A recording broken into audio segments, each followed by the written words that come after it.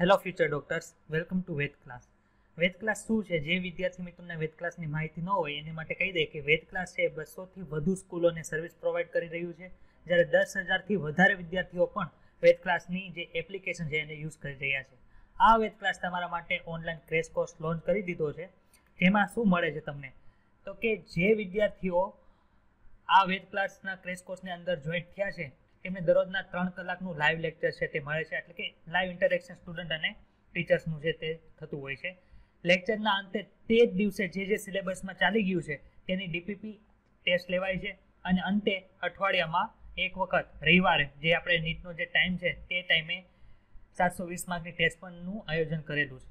અને થિયરીની અને પ્રેક્ટિસની ટેસ્ટ, એટલે માનો કે તમે કોઈ પણ જાતનું થિયરી યુઝ કરી છે, થિયરી ભણ્યા છો, તેનું પ્રેક્ટિસ તમારે જો કરવી હોય તો એનો સેક્શન પણ એપ્લિકેશનની અંદર અવેલેબલ છે.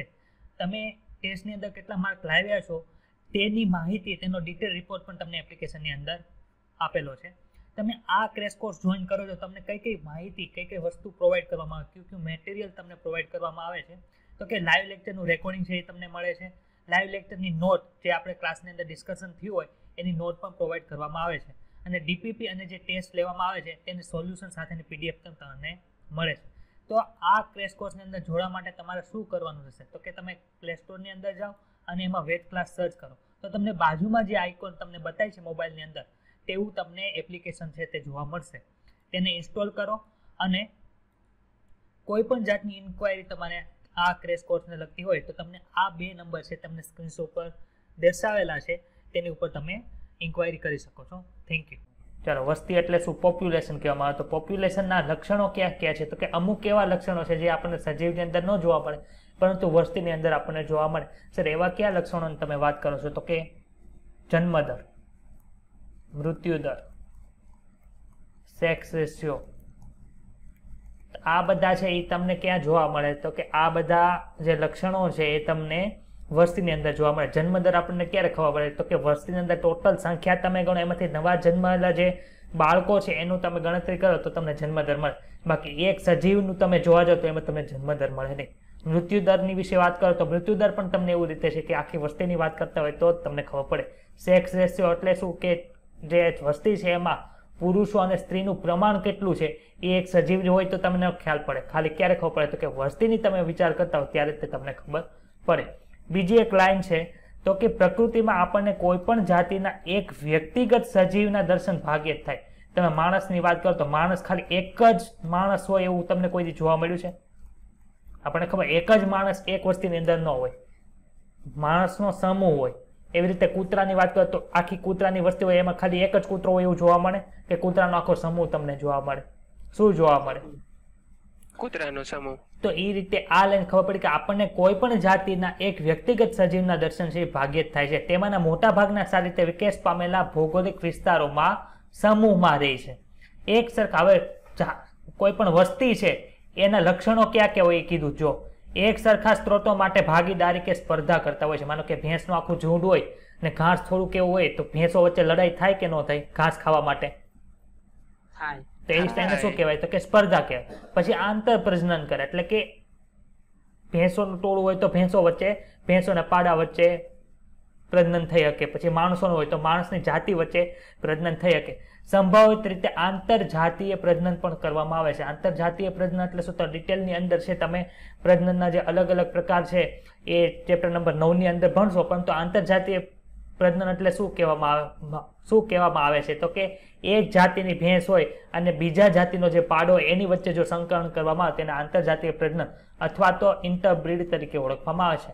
આ પ્રકારે તેઓ વસ્તીની રચના કરે છે. જો કે આંતર પ્રજનન શબ્દ લિંગી પ્રજનન માટે સૂચિત હોય. આપણને ખબર છે કે લિંગી પ્રજનનમાં શું આવતું કે મેલ અને ફિમેલ ગેમેટ ભેગા થાય તો તેને લિંગી પ્રજનન કહેવાય.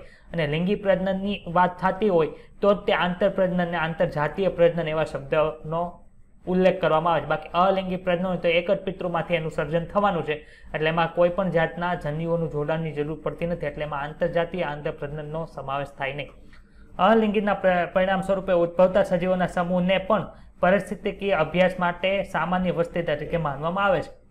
ભેજયુક્ત જમીનમાં બધા દરિયાઈ પક્ષી લ્યો, તેજાલ વસવાનું, માનો કે ખાલી પડેલું ઘર હોય તો ત્યાં તમને ખબર પડી જાય કે લાટ બધા ઉંદરો રહેતા હોય. પછી વન ક્ષેત્ર, કોઈ પણ તમે જંગલ લ્યો એમાં શાકના વૃક્ષો લ્યો, કોઈ પણ તમે કલ્ચરલ મીડિયમ હોય, માનો કે પેટ્રી ડીશની અંદર તમે બેક્ટેરિયાના ઉછેરા હોય એ લ્યો, તળાવમાં કમળના છોડ લ્યો, તળાવની અંદર દેડકા હોય એ લ્યો, કોઈ પણ વાડાની અંદર લાડ બધી ભેંસો હોય એ લ્યો, વાડાની અંદર લાડ બધી ગાય હોય એને લ્યો, તો એ બધાનો સમાસ શું થાય તો કે બધી અલગ અલગ વસ્તીની છે એ રચના કરે છે. અગાઉના પ્રકરણોમાં તમે એ શીખ્યા છો કે વ્યક્તિગત સજીવ છે એ પરિવર્તિત પર્યાવરણનો સામનો કરે છે અને વસ્તીના સ્તરે પ્રાકૃતિક પસંદગી દ્વારા ઈચ્છિત લક્ષણોને વિકસિત કરવાનું સંચાલન થાય છે.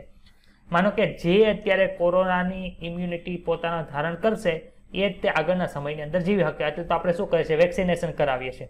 ખબર પડી? તો વેક્સિનેશન કરાવેલું હોય એટલે કોરોના આપણા શરીરની અંદર જાય તો પણ આપણને કોરોના થતો નથી. આપણે અંદર પ્રતિકાર ક્ષમતા આવી ગઈ એટલે આપણે છે પ્રાકૃતિક પસંદગી પામેલા કહેવાય. ખબર પડે છે? તો જ આપણો વિકાસ થાય. બાકી જે કોરોના ચેપ લાગે એ ડાયરેક્ટ મરી જશે. તો બહાર જે પર્યાવરણ છે એ જેમ જેમ ચેન્જ થતું જાય એમ એનો સામનો કરવાની શક્તિ છે એ આપણામાં આવતી જાય છે. અને એ શક્તિ જો આપણામાં આવતી જાય છે એના આધારે શું થાય તો કે એના આધારે આપણે છે પ્રાકૃતિક પસંદગી પામી છે અને વિકસિત થતા જઈએ છીએ. આથી વસ્તી પરિસ્થિતિ વિદ્યા આખો શબ્દ છે, આ શબ્દ છે ને આખો છે. વસ્તી પરિસ્થિતિ વિદ્યા છે એ પરિસ્થિતિ વિદ્યાનું એક મહત્વનું ક્ષેત્ર છે. એટલે કે માનો કે તમે ઇકોલોજી લ્યો તો ઇકોલોજીની અંદર છે એક પોપ્યુલેશન ઇકોલોજી આવે. માનો કે તમે સાયન્સ લો તો સાયન્સની અંદર 3 ડિપાર્ટમેન્ટ આવે ને, ફિઝિક્સ, કેમેસ્ટ્રી, બાયોલોજી. એમ ઇકોલોજીની અંદર ઘણા બધા ડિપાર્ટમેન્ટ છે. એમાં એક ડિપાર્ટમેન્ટ છે પોપ્યુલેશન ઇકોલોજી. તો એની અંદર શું થાય તો કે પોપ્યુલેશન ઇકોલોજી છે એ ઇકોલોજીનો એક મહત્વનો ભાગ છે. શું કામ મહત્વનો ભાગ છે તો કે પરિસ્થિતિ વિદ્યાને વસ્તી જનીન વિદ્યા અને ઉદ વિકાસ સાથે જોડે છે.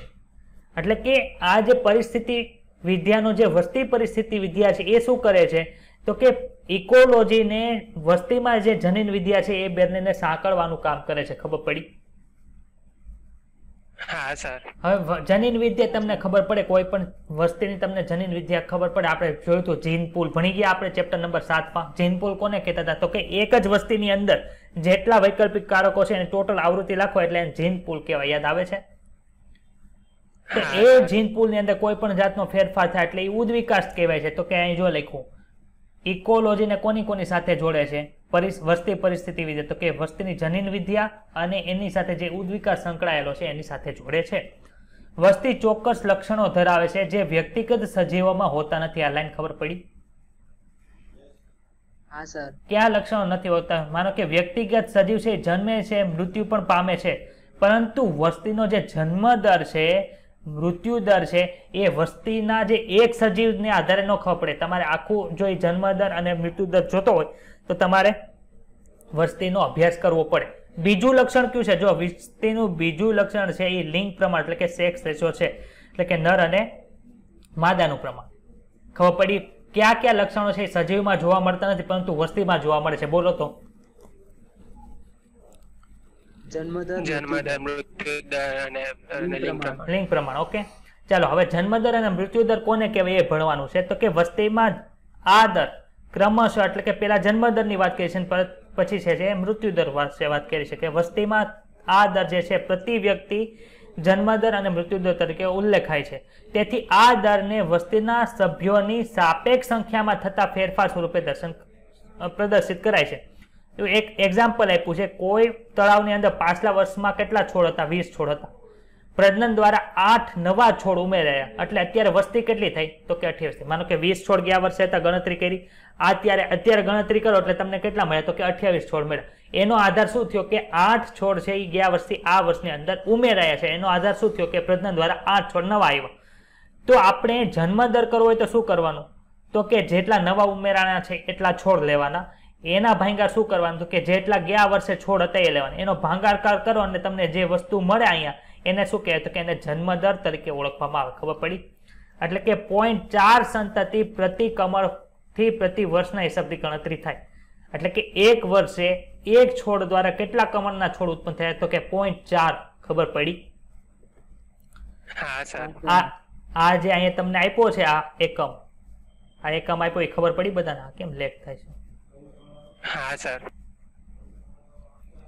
આ જે એકમ આપ્યો છે ખબર પડી? પ્રતિ કમળ પ્રતિ વર્ષ. હા સર. ઓકે. હા સર. હવે બીજું છે કે પ્રયોગશાળામાં કુલ 40 ફળ માખીઓ છે. ફળ માખીઓ એટલે ફ્રૂટ બી. એમાંથી 4 વ્યક્તિગત ફળ માખીઓ દર્શાવેલ ચોક્કસ સમયાંતરે માની લો કે 1 અઠવાડિયા દરમિયાન મૃત્યુ પામે છે, તો એ સમય દરમિયાન કુલ કેટલો મૃત્યુ દર થાય? તો કે ટોટલ હતી કેટલી? 40. કેટલી ભરી ગઈ? તો કે 4. એટલે કેટલું થાય? 0.1 આવે. એ 0.1 છે શું? તો કે પ્રત્યેક વ્યક્તિમાંથી 1 વ્યક્તિ એક ફળ માખી છે તે મરી. આપણે અત્યારે કોરોનાના બધા શું આવે છે? મૃત્યુ દરની આવે છે, ખબર છે? Death rate.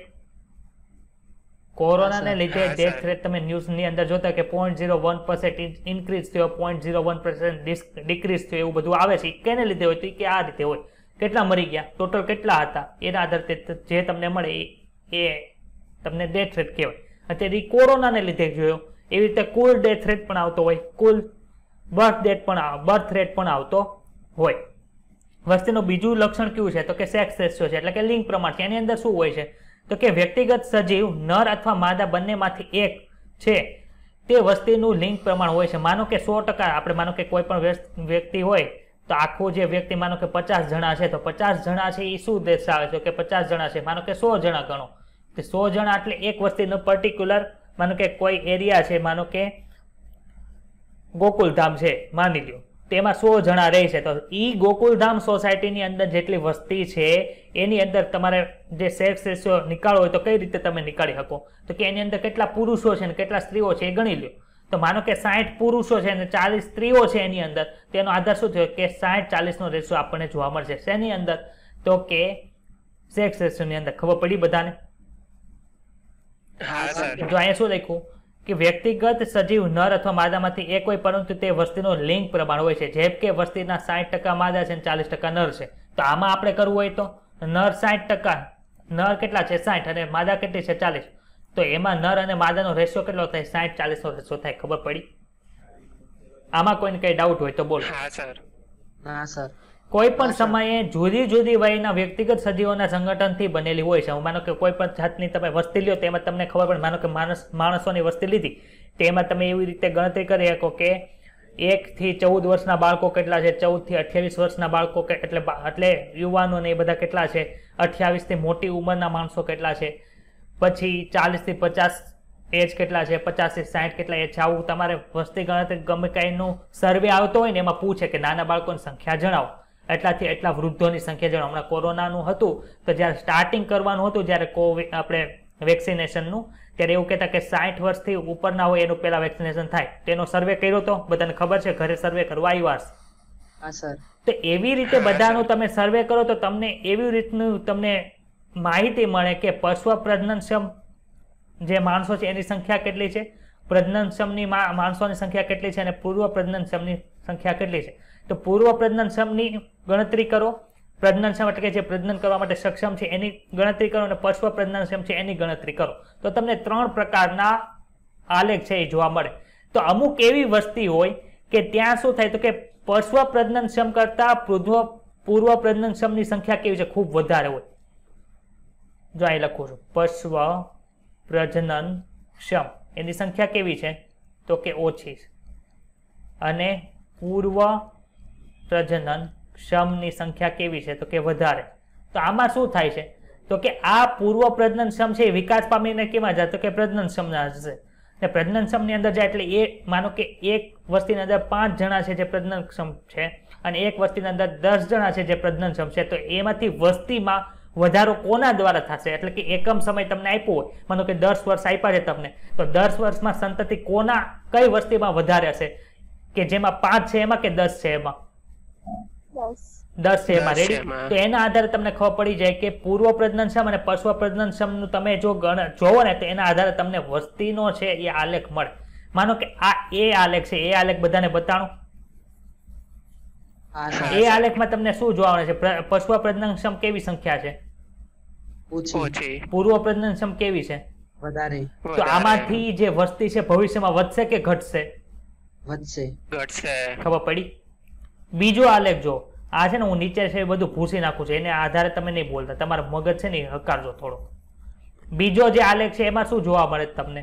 પૂર્વ પ્રજનનક્ષમ કેવી છે? તો કે ઓછી છે. પ્રજનનક્ષમ કેવી છે? તો કે પ્રજનનક્ષમ ને પૂર્વ પ્રજનનક્ષમ બે સમાન છે. જો અહીં બતાવી છે હા સર એનો આધાર શું છે તો કે પૂર્વ પ્રજનનક્ષમ છે એટલે જ પ્રજનનક્ષમ છે, એટલે કે એના આધારે વસ્તી જે વધતી હતી એ આલેખમાં એટલી વધશે ને, એટલે કે એવી કેવી વસ્તી રહેશે તો કે એના આધારે સમતુલિત વસ્તી રહે. ખબર પડે? ચાલો બીજો આપણને ખબર પડ્યો, એટલે કે સ્થાયી વસ્તી છે. સી આલેખ જો, સી આલેખમાં કેવું છે તો કે પશ્વ પ્રજનનક્ષમ ઓછી છે, પ્રજનનક્ષમ છે, અને પૂર્વ પ્રજનનક્ષમ છે એ પાછી ઓછી છે. એના આધારે શું થયું? વસ્તી પેલા વધી, પછી શું થઈ? ઘટવા પડે છે. ખબર પડે છે બધાને? તો એના આધારે શું થાય તો કે એના આધારે ભવિષ્યની અંદર વસ્તી છે એ ઘટવા મળશે. આમાં ન સમજાય તો આમાં આંકડા લખી નાખવાના. આમાંથી 5 છે, પછી અહીંયા માનો કે 10 છે ને અહીંયા 12 છે, તો આના દ્વારા ભવિષ્યમાં વસ્તી વધશે. આમાં કેવું છે? 5 છે, અહીંયા 10 છે ને અહીંયા 10, વસ્તી સ્થાયી. અહીંયા માનો કે 5 છે, અહીંયા 10 છે ને અહીંયા પાછું 5 થઈ, તો વસ્તી ઘટી. ખબર પડે છે?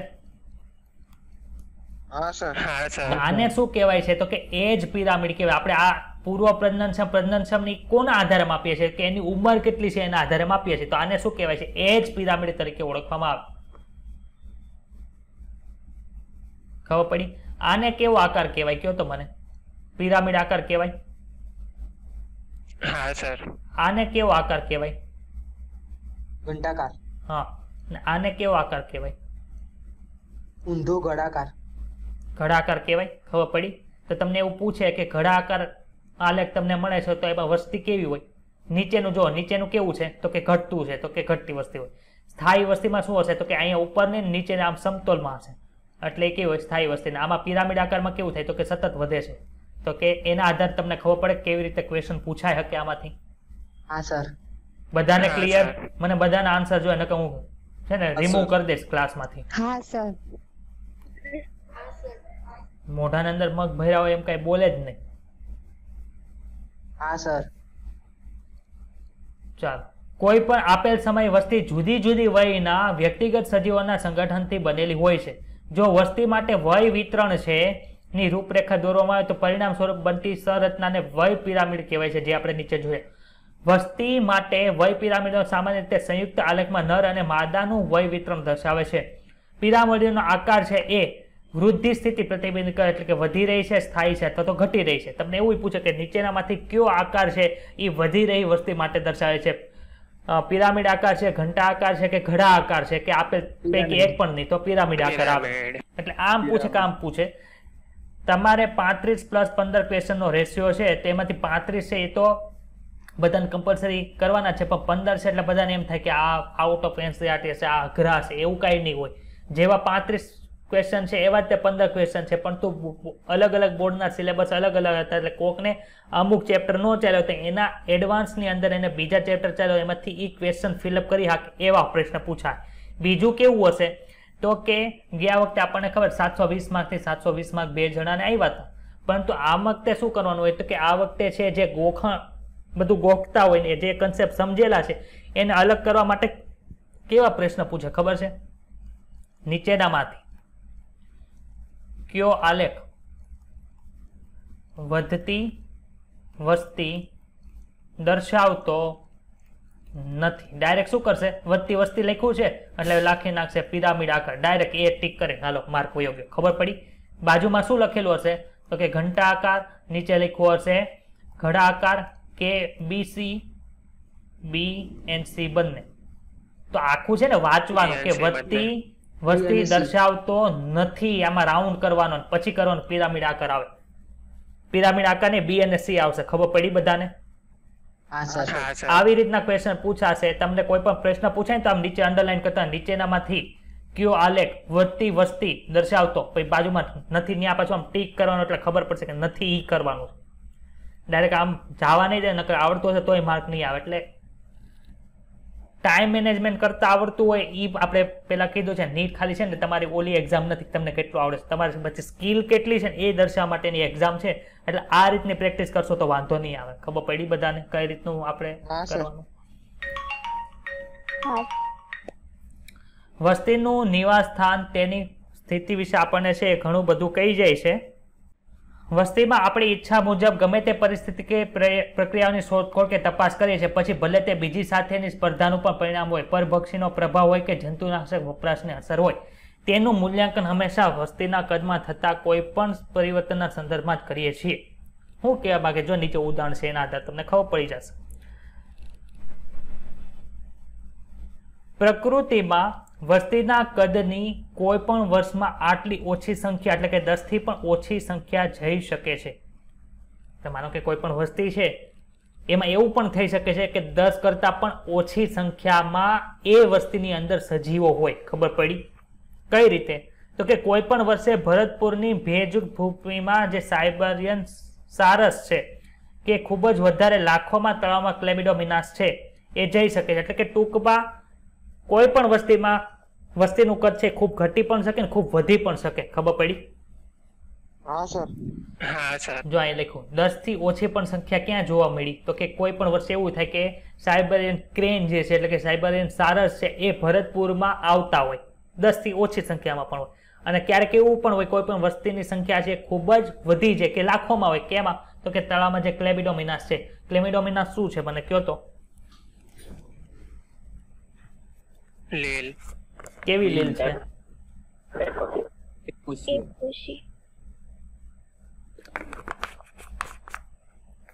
લીલી લીલ છે, બદામી છે કે લાલ છે? લીલી લીલ. હરિત.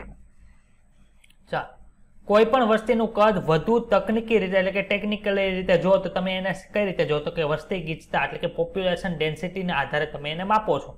એટલે કે શું થાય? તો કે આપેલ એરિયા છે એમાં ટોટલ વસ્તી છે એની ગીચતા એટલે કે કેટલું પ્રમાણ છે. તમને એવું પૂછ્યું હોય કે એક ગામનું એટલું ક્ષેત્રફળ છે ને એમાં એટલા જણા રહે છે, બીજા ગામની અંદર એટલી જ જગ્યા હોય ને એમાં એની કરતાં વધારે રહેતા હોય, તો કોની વસ્તી ગીચતા વધુ છે? કે જેમાં એકમ ક્ષેત્રફળ દીઠ વધારે સંખ્યા હોય એને શું કહેવાય? તો કે એની વસ્તી ગીચતા વધી છે.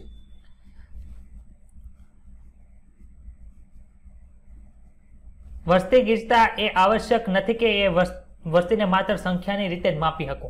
માનો કે તમે એવું પૂછ્યું કે આપેલ એરિયાની અંદર કેટલી વસ્તી ગીચતા છે તો આપણે કઈ રીતે સામાન્ય રીતે માપીએ? તો કે એની અંદર કેટલા માણસો છે એ જોઈએ, અથવા તો કેટલા ગાય ભેંસ છે એના આધારે માપવામાં આવે છે.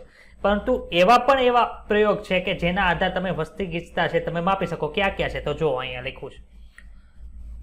તેમ છતાં વસ્તી ગીચતાનું સૌથી વધુ યોગ્ય અને ઉચિત માપ છે સામાન્ય રીતે તેની કુલ સંખ્યા છે જે આપણે માપીએ છીએ, પરંતુ કેટલાક કિસ્સામાં તે અર્થહીન છે. કઈ રીતે અર્થહીન છે? માનો કે તમે એક એરિયા ગોતો છો, એક એરિયાની અંદર તમને એક વડનું વૃક્ષ જોવા મળે અને એ જ એરિયાની અંદર તમને 200 જે આપણે કોંગ્રેસ ઘાસ છે, આપણે પાંથેરેનિયમનું જે પ્રજાતિ છે એના તમને જોવા મળે છે. તો તમને આમાં પૂછે કોની વસ્તી ગીચતા વધુ છે? ડાયરેક્ટ આપણે એમ કહીએ કે 200 છે એ કોંગ્રેસ ઘાસ છે ને એક વડલો છે, તો એના આધારે 200 જે કોંગ્રેસ ઘાસ છે એની વસ્તી ગીચતા વધુ ગણ. પરંતુ તમે આનું આપણે સૂકું વજન માપ્યું હતું, યાદ આવે છે? સૂકું વજન ચેપ્ટર નંબર 9. સૂકું વજન છે તમે 200 એ 200 ઘાસને ભેગા કરીને એનું માપો ને એક વડનું માપો, કોનું વધારે નીકળે? વડનું. ખબર પડી? તો આવી રીતની જ્યારે વસ્તી ગણતરી કરવાની હોય ને ત્યારે તમે સંખ્યા દ્વારા માપો છો એ કેવું છે? અર્થહીન થાય. ખબર પડી?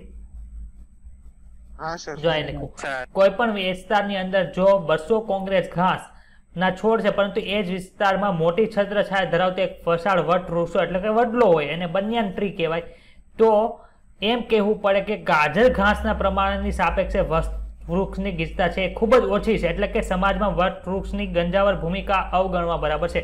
એક બાજુ 200 સંખ્યા છે, એક બાજુ ખાલી એક જ સંખ્યા છે.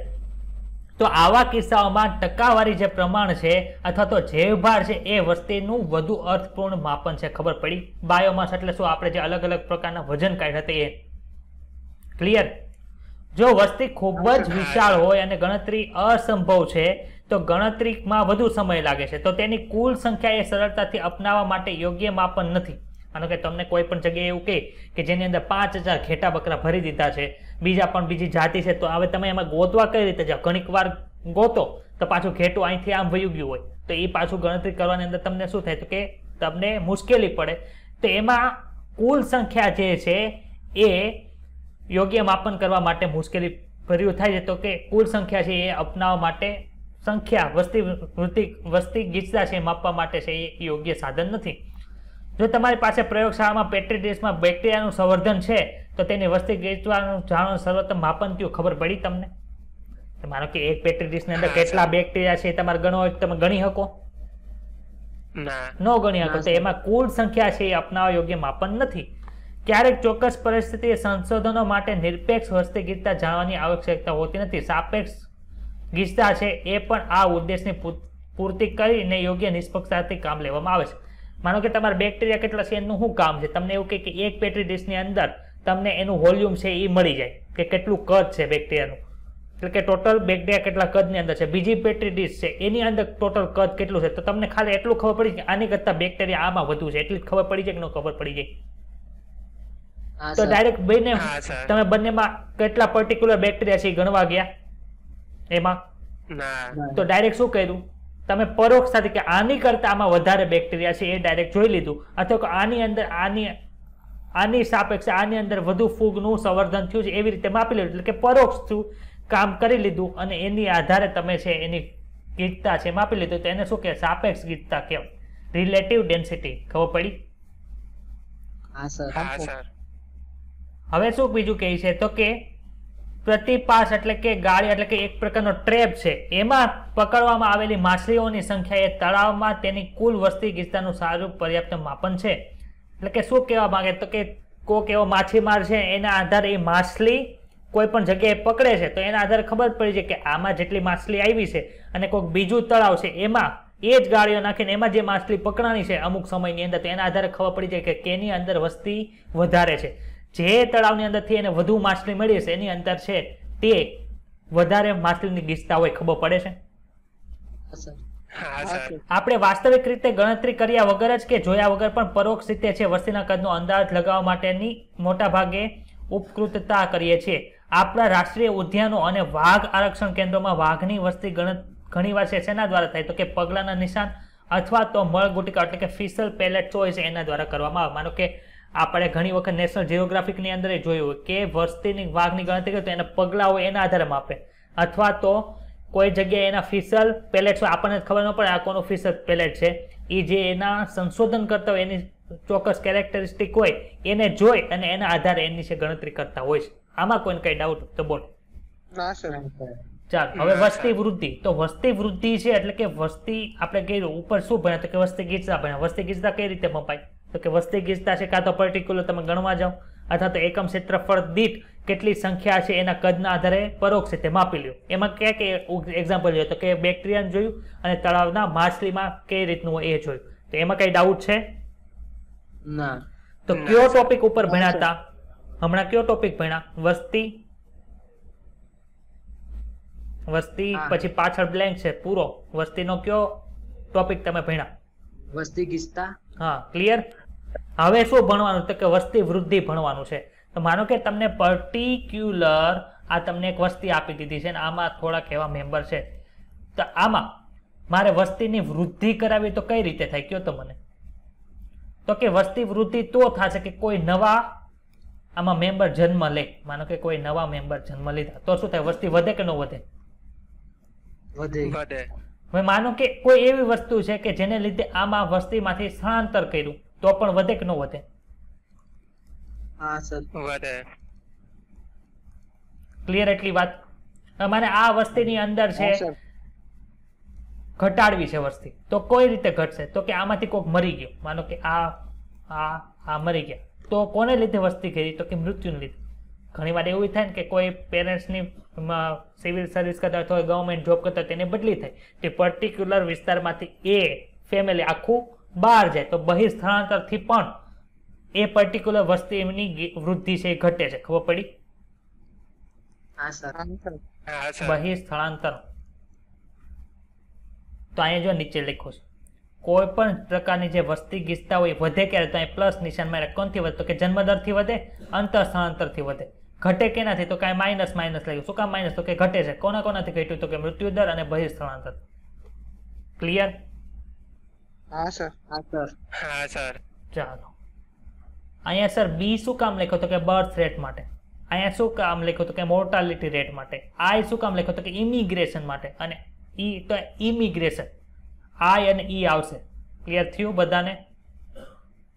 આના આધારે તમને આ યાદ રાખજો. બી કોના માટે છે, ડી કોના માટે છે, આઈ કોના માટે છે, એમ કોના માટે. હમણાં છે ને નીચે સૂત્ર આવશે. એટલે ચાલો કોઈ પણ જાતિ માટે વસ્તીનું કદ છે એ સ્થિર માપદંડ નથી. માનો કે આપણે કોઈ પણ જાતની વસ્તી છે એનું કદ છે એ કોઈ દિવસ સ્થિર રહેતું નથી. કોના ઉપર આધાર રાખે છે? તો કે સમય સમય બદલાતું રહે. કોના ઉપર આધાર રાખે? તો કે આહારની ઉપલબ્ધિ ઉપર આધાર રાખે. પછી એનો કોઈ શિકાર કરી જાય એટલે કે પરભક્ષણ પ્રભાવ ઉપર પણ આધાર રાખે, અને વિપરીત હવામાન ઉપર પણ આધાર રાખે. તમને એમ પૂછે કે નીચેનામાંથી કયા એવા પ્રોસેસ છે અથવા તો તબક્કા છે અથવા તો એવા ભાગ છે જેના ઉપર વસ્તી વૃદ્ધિ છે આધાર રાખે, તો ક્યાં આવે? ત્રણેય આવે. ખબર પડી? વાસ્તવમાં વસ્તી ગીચતામાં થતા આ ફેરફારો આપણને વસ્તીમાં શું થઈ રહ્યું છે એનો ખ્યાલ આપે. માનો કે વસ્તી વૃદ્ધિ છે સતત વધતી જાય તો એના આધારે આપણને ખબર પડે કાં તો અંતર સ્થળાંતર વધતું હશે, કાં તો જન્મદર વધતો હોય, કાં તો બે વધતું હશે.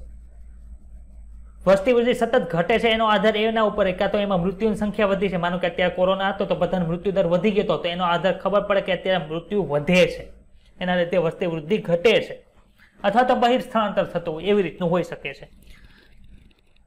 કે વસ્તીમાં શું થઈ રહ્યું છે તેનો ખ્યાલ આપે છે કે શું તે વસ્તી વધી રહી છે કે ઘટી રહી છે. અંતિમ કારણ કોઈ પણ રહ્યું હોય, પરંતુ આપેલ સમય દરમિયાન આપેલ નિવાસસ્થાનોમાં વસ્તીની ગીચતા છે 4 મૂળભૂત પ્રક્રિયામાં ફેરફાર થવાના આધાર રાખે છે, જે 4માંથી 2 જન્મ ને અંતરસ્થાન વસ્તીમાં વધારો કરે અને બહિર સ્થળાંતર અને મૃત્યુદર ઘટાડો કરે છે.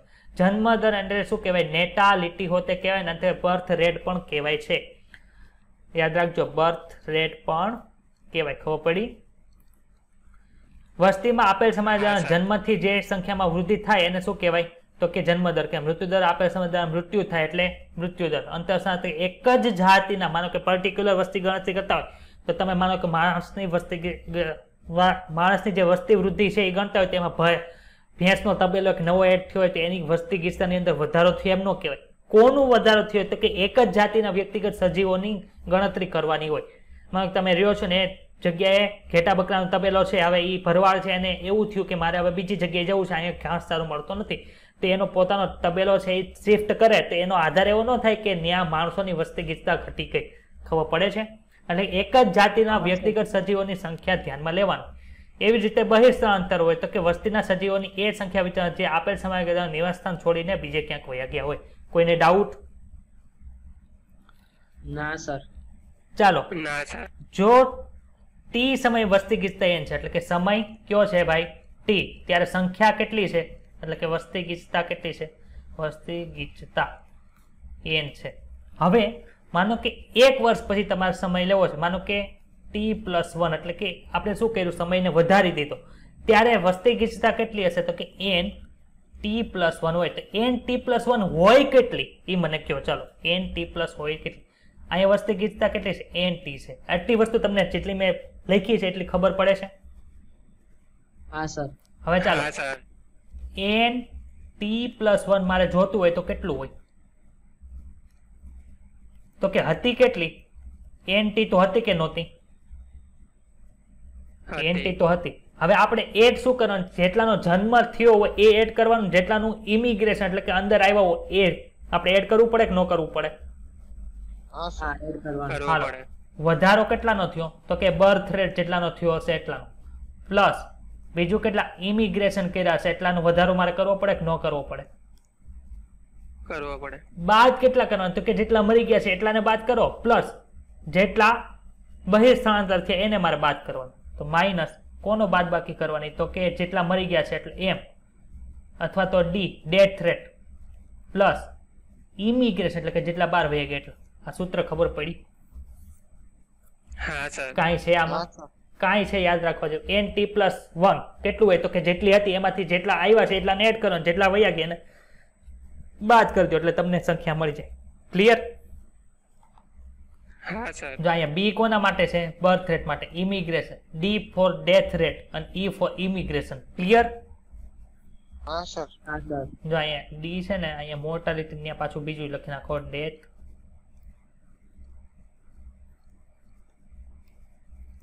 ક્લિયર? તમે ઉપર આપેલ સમીકરણમાં જોઈ શકો જન્મ લેતા સજીવોની સંખ્યા અને અંતર સ્થળાંતરિત કરેલી સંખ્યા એટલે આપણે એડ કરી છે, અને માઇનસ કેટલી કરી? તો d+c.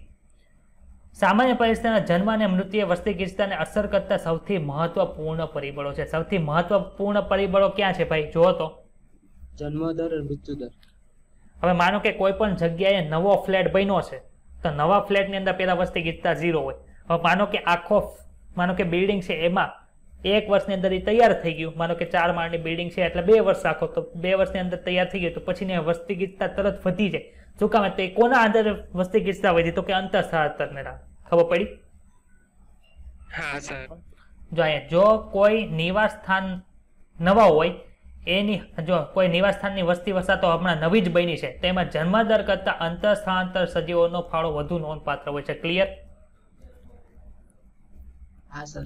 ચાલો હવે વસ્તીના નમૂનાઓ, વૃદ્ધિના નમૂનાઓ. તો વૃદ્ધિના નમૂનાઓ બે પ્રકારના છે. એક તો ચર ઘાતાંકીય વૃદ્ધિ છે અને બીજો જે છે એ કયો છે? તો કે સંભાવ્ય વૃદ્ધિ.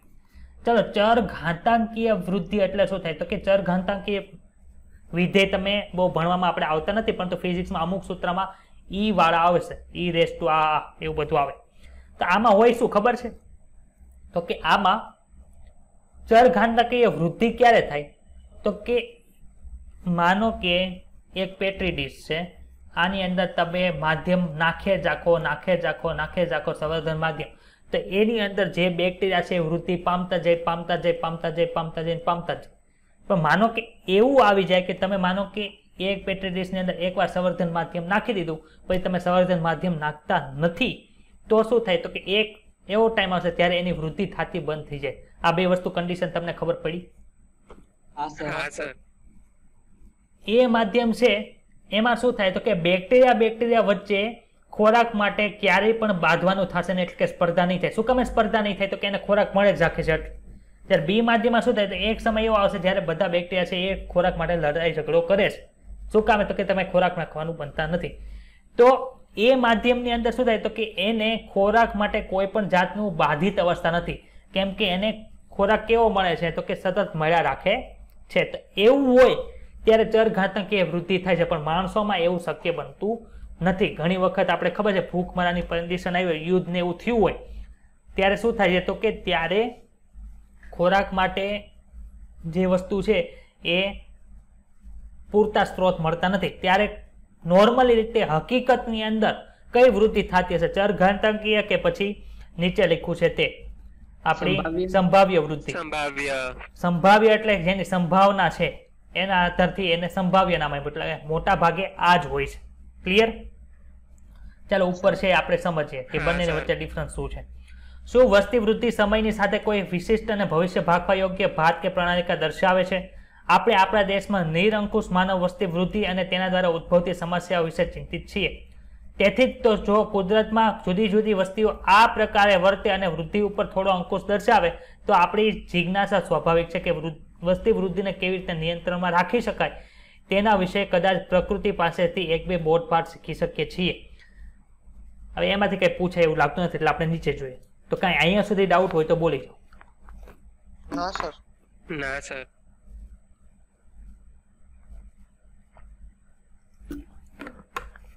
બે જણાના આન્સર આવ્યા. ના સર. ચાલો, પેલા છે ચર ઘાતાંકીય વૃદ્ધિ એટલે કે એક્સપોનેન્શિયલ ગ્રોથ. એક્સપોનેન્શિયલ ગ્રોથની અંદર શું આવે? તો કે કોઈ પણ વસ્તીની અબાધિત વૃદ્ધિ, એટલે કે કોઈ પણ જાતનું એની ઉપર બાદ નથી, કોઈ પણ જાતનું એની ઉપર નિયંત્રણ નથી. એવું નિયંત્રણ ન હોય એવો સંસાધન કે સ્ત્રોત એટલે કે ખોરાક અને જગ્યાની ઉપલબ્ધિ તમે કરાવી દો, તો દેખીતી રીતે આવશ્યક છે કે આદર્શ તે જ્યારે નિવાસસ્થાનોમાં ને સ્ત્રોતોમાં અમર્યાદિત હોય, એટલે કે કોઈ પણ મર્યાદિત ન હોય, ત્યારે દરેક જાતિ તેની સંખ્યામાં વૃદ્ધિ કરવાની તેની જન્મજાત શક્તિનો સંપૂર્ણપણે અનુભવ કરવાની ક્ષમતા ધરાવે છે.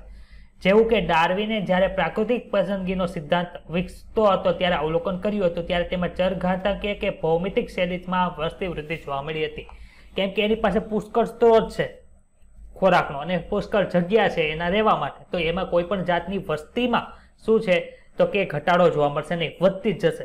જો એન કદની વસ્તીમાં જન્મદર હોય, એટલે કે કુલ સંખ્યા નહીં પરંતુ પ્રતિ વ્યક્તિ જન્મદર હોય બી, તો એને બી રૂપે લખો, અને મૃત્યુદર છે એ તમે ડીના સ્વરૂપમાં લખો, તો ત્યારે એકમ સમયાવધિમાં તેમાં વધારો કેટલો થાય? તો કે એમાં ફિક્સ થઈ ગયું dn/dt, એટલે કે એકમ સમયમાં ટોટલ વસ્તી વૃદ્ધિ કેટલી થાય છે? તો કે એકમ સમયની અંદર કેટલી થાય? તો કે જન્મ લઈ એટલો, મરી જાય છે એટલો ફિક્સ થઈ ગયો, અને કેટલા સમય માટે તમારે જોતું છે એનો ગુણાકાર કરી નાખો એટલે ડાયરેક્ટ તમને ખબર પડી જાય કે કેટલા એમાં વધે છે. ખબર પડી બધાને? એન શું છે? એન શું છે એ મને કહો. તો કે જેટલી અત્યારે વસ્તી છે એ. બી માઇનસ ડી એટલે શું? બી એટલે બર્થ રેટ ને ડી એટલે ડેથ રેટ, એટલે કે ટોટલ એમાં કેટલો ઘટાડો અને વધારો એટલે નેટ એની અંદર કેટલા એડ થાય છે એમ. માનો કે 5 જણા જન્મ લેતા હોય ને 2 જણા મરી જતા હોય તો ટોટલ કેટલા એડ થાય? 3 એડ થાય. ખબર પડે છે? એવી રીતે જે આ થયું dn/dt is equal to b - d into n. b - d ને કાઢીને ત્યાં શું લખી નાખો? r લખી નાખો. r એટલે શું છે? તો કે પર્ટિક્યુલર સમયની અંદર છે કેટલા વ્યક્તિઓ એમાં ટોટલ એડ થાય છે, એ r છે. r ને શું કહેવાય છે? તો કે પ્રાકૃતિક વૃદ્ધિનો આંતરિક દર કહેવાય. ઇન્ટ્રિન્સિક રેટ ઓફ નેચરલ ઇન્ક્રીઝ. ખબર પડી? હા સર. હવે આ r ના મૂલ્ય છે ને બધા માટે અલગ અલગ હોય. માણસો માટે અલગ હોય, બધા માટે અલગ અલગ. ક્યાં ક્યાં આપ્યા છે? તો કે નોર્વે ના ઉંદરો, યાદ રાખજો ઉંદરો છે પણ ક્યાંના છે? નોર્વે. એનો r કેટલો છે? 0.015. લોટમાં જે જીવાત પડી, માનો કે તમે લોટ હોય ડબ્બો બંધ કરેલો હોય, લૂઝ લોટ હોય અને તમે માનો કે દેશમાં વયા ગયા તો 15, 20, 25, 30, 35, 40 દિવસ પછી આવો, લોટનો ડબ્બો ખુલ્લો હોય એટલે એમાંથી કોઈ પણ જીવાત અંદર ગળી ગઈ તો હવે લોટનો ડબ્બો તો આખો ભરેલો હોય તો એના માટે શું છે? જગ્યા પણ મળી ગઈ અને ખોરાક પણ મળી ગયો એટલે એની અંદર વસ્તી વૃદ્ધિ થવા રાખે. તો લોટમાં પડતી જે રાતી જીવાત એટલે કે ધનેડા છે એના માટેનો r કેટલો છે? 0.12 છે. બતાય છે? 1981 માં ભારતમાં માનવ વસ્તી માટે r નું મૂલ્ય કેટલું હતું? 0.205. ખબર પડે છે? હા સર. તમને એવું પૂછે સર, તમને એવું પૂછે કે અત્યારે રાતી જીવાત ની સંખ્યા 205 છે. કેટલી છે? 205 છે. તો એનો dn/dt એટલે કે ચરઘાતાંકીય વૃદ્ધિ તમે બતાવો તો તમારે શું કરવું પડે? તો કે 205 ગુણ્યા d આપણે b - d એટલે કે 205 ગુણ્યા r કરવાનું રહે કે ન કરવાનું રહે? તો એનો r તમને યાદ હોવો જોઈએ. તો r કેટલો છે એનો? 0.12. ખબર પડી? તો 0.12 હોય તો તમને આ ડાયરેક્ટ આવડી છે. કઈ અઘરું આમાં? ના સર. ના સર. ઉપર દર્શાવવામાં આવેલ સમીકરણની ચરઘાતાંકીય કે ભૌમિક વૃદ્ધિ ભાત દર્શાવે જ્યારે આપણે વસ્તી ગીચતા એને t સામે સાપેક્ષ આલેખિત કરીએ છીએ ત્યારે તેની ફલશ્રુતિએ જે આકારનો આલેખ મળે છે. જો તમે મૂળભૂત કલનથી પરિચિત હો તો તમે ચરઘાતાંકીય વૃદ્ધિના સંકલિત સ્વરૂપને આ રીતે દર્શાવી શકો. એટલે કે nt is equal to n0 e⁻rt. e⁻rt. r એટલે શું છે? જે આપણે ઉપર જોઈએ. t શું છે? સમય છે. n0 શું છે? મૂળભૂત એની સંખ્યા છે. તો જો તમને અહીં બતાય છે આ વસ્તી ગીચતા છે, આ સમય છે. કોઈ પણ જાતનું એમને મર્યાદા નથી એટલે શું થાય કે સંખ્યા છે એ બધી વધતી જ જાય. તો આપણને કેવો આલેખ મળે? તો કે સંખ્યા વધતી જાય એવો સ્ટેબલ થતો આલેખ મળતો નથી. આ જે આલેખ તમને એ આલેખ મળે છે કેવો છે? જે આકારનો બતાય છે? જે આકારનો. હા સર. તો એ કેનો આકાર છે? તો કે ચરઘાતાંકીય વૃદ્ધિનો આલેખ છે. જો નીચે લખ્યું જ્યારે પ્રતિક્રિયા વૃદ્ધિને સીમિત કરતી નથી ત્યારે જે આલેખ આપણને મળે કેવો છે? ચરઘાતાંકીય છે. જ્યારે પ્રતિક્રિયા વૃદ્ધિને સીમિત કરે છે એટલે કે કોઈ પણ જાતનું એની ઉપર બંધન ક્ષમતા હોય, માનો કે એરિયા છે વિકાસ માટે ન મળતો હોય, ખોરાક ન મળતો હોય ત્યારે શું થઈ છે? તો કે વસ્તી સ્થિર થઈ જાય. જો અહીં વસ્તી ગીચતા છે ને સ્થિર થઈ ગઈ. હવે એની કરતા કોઈ પણ વસ્તી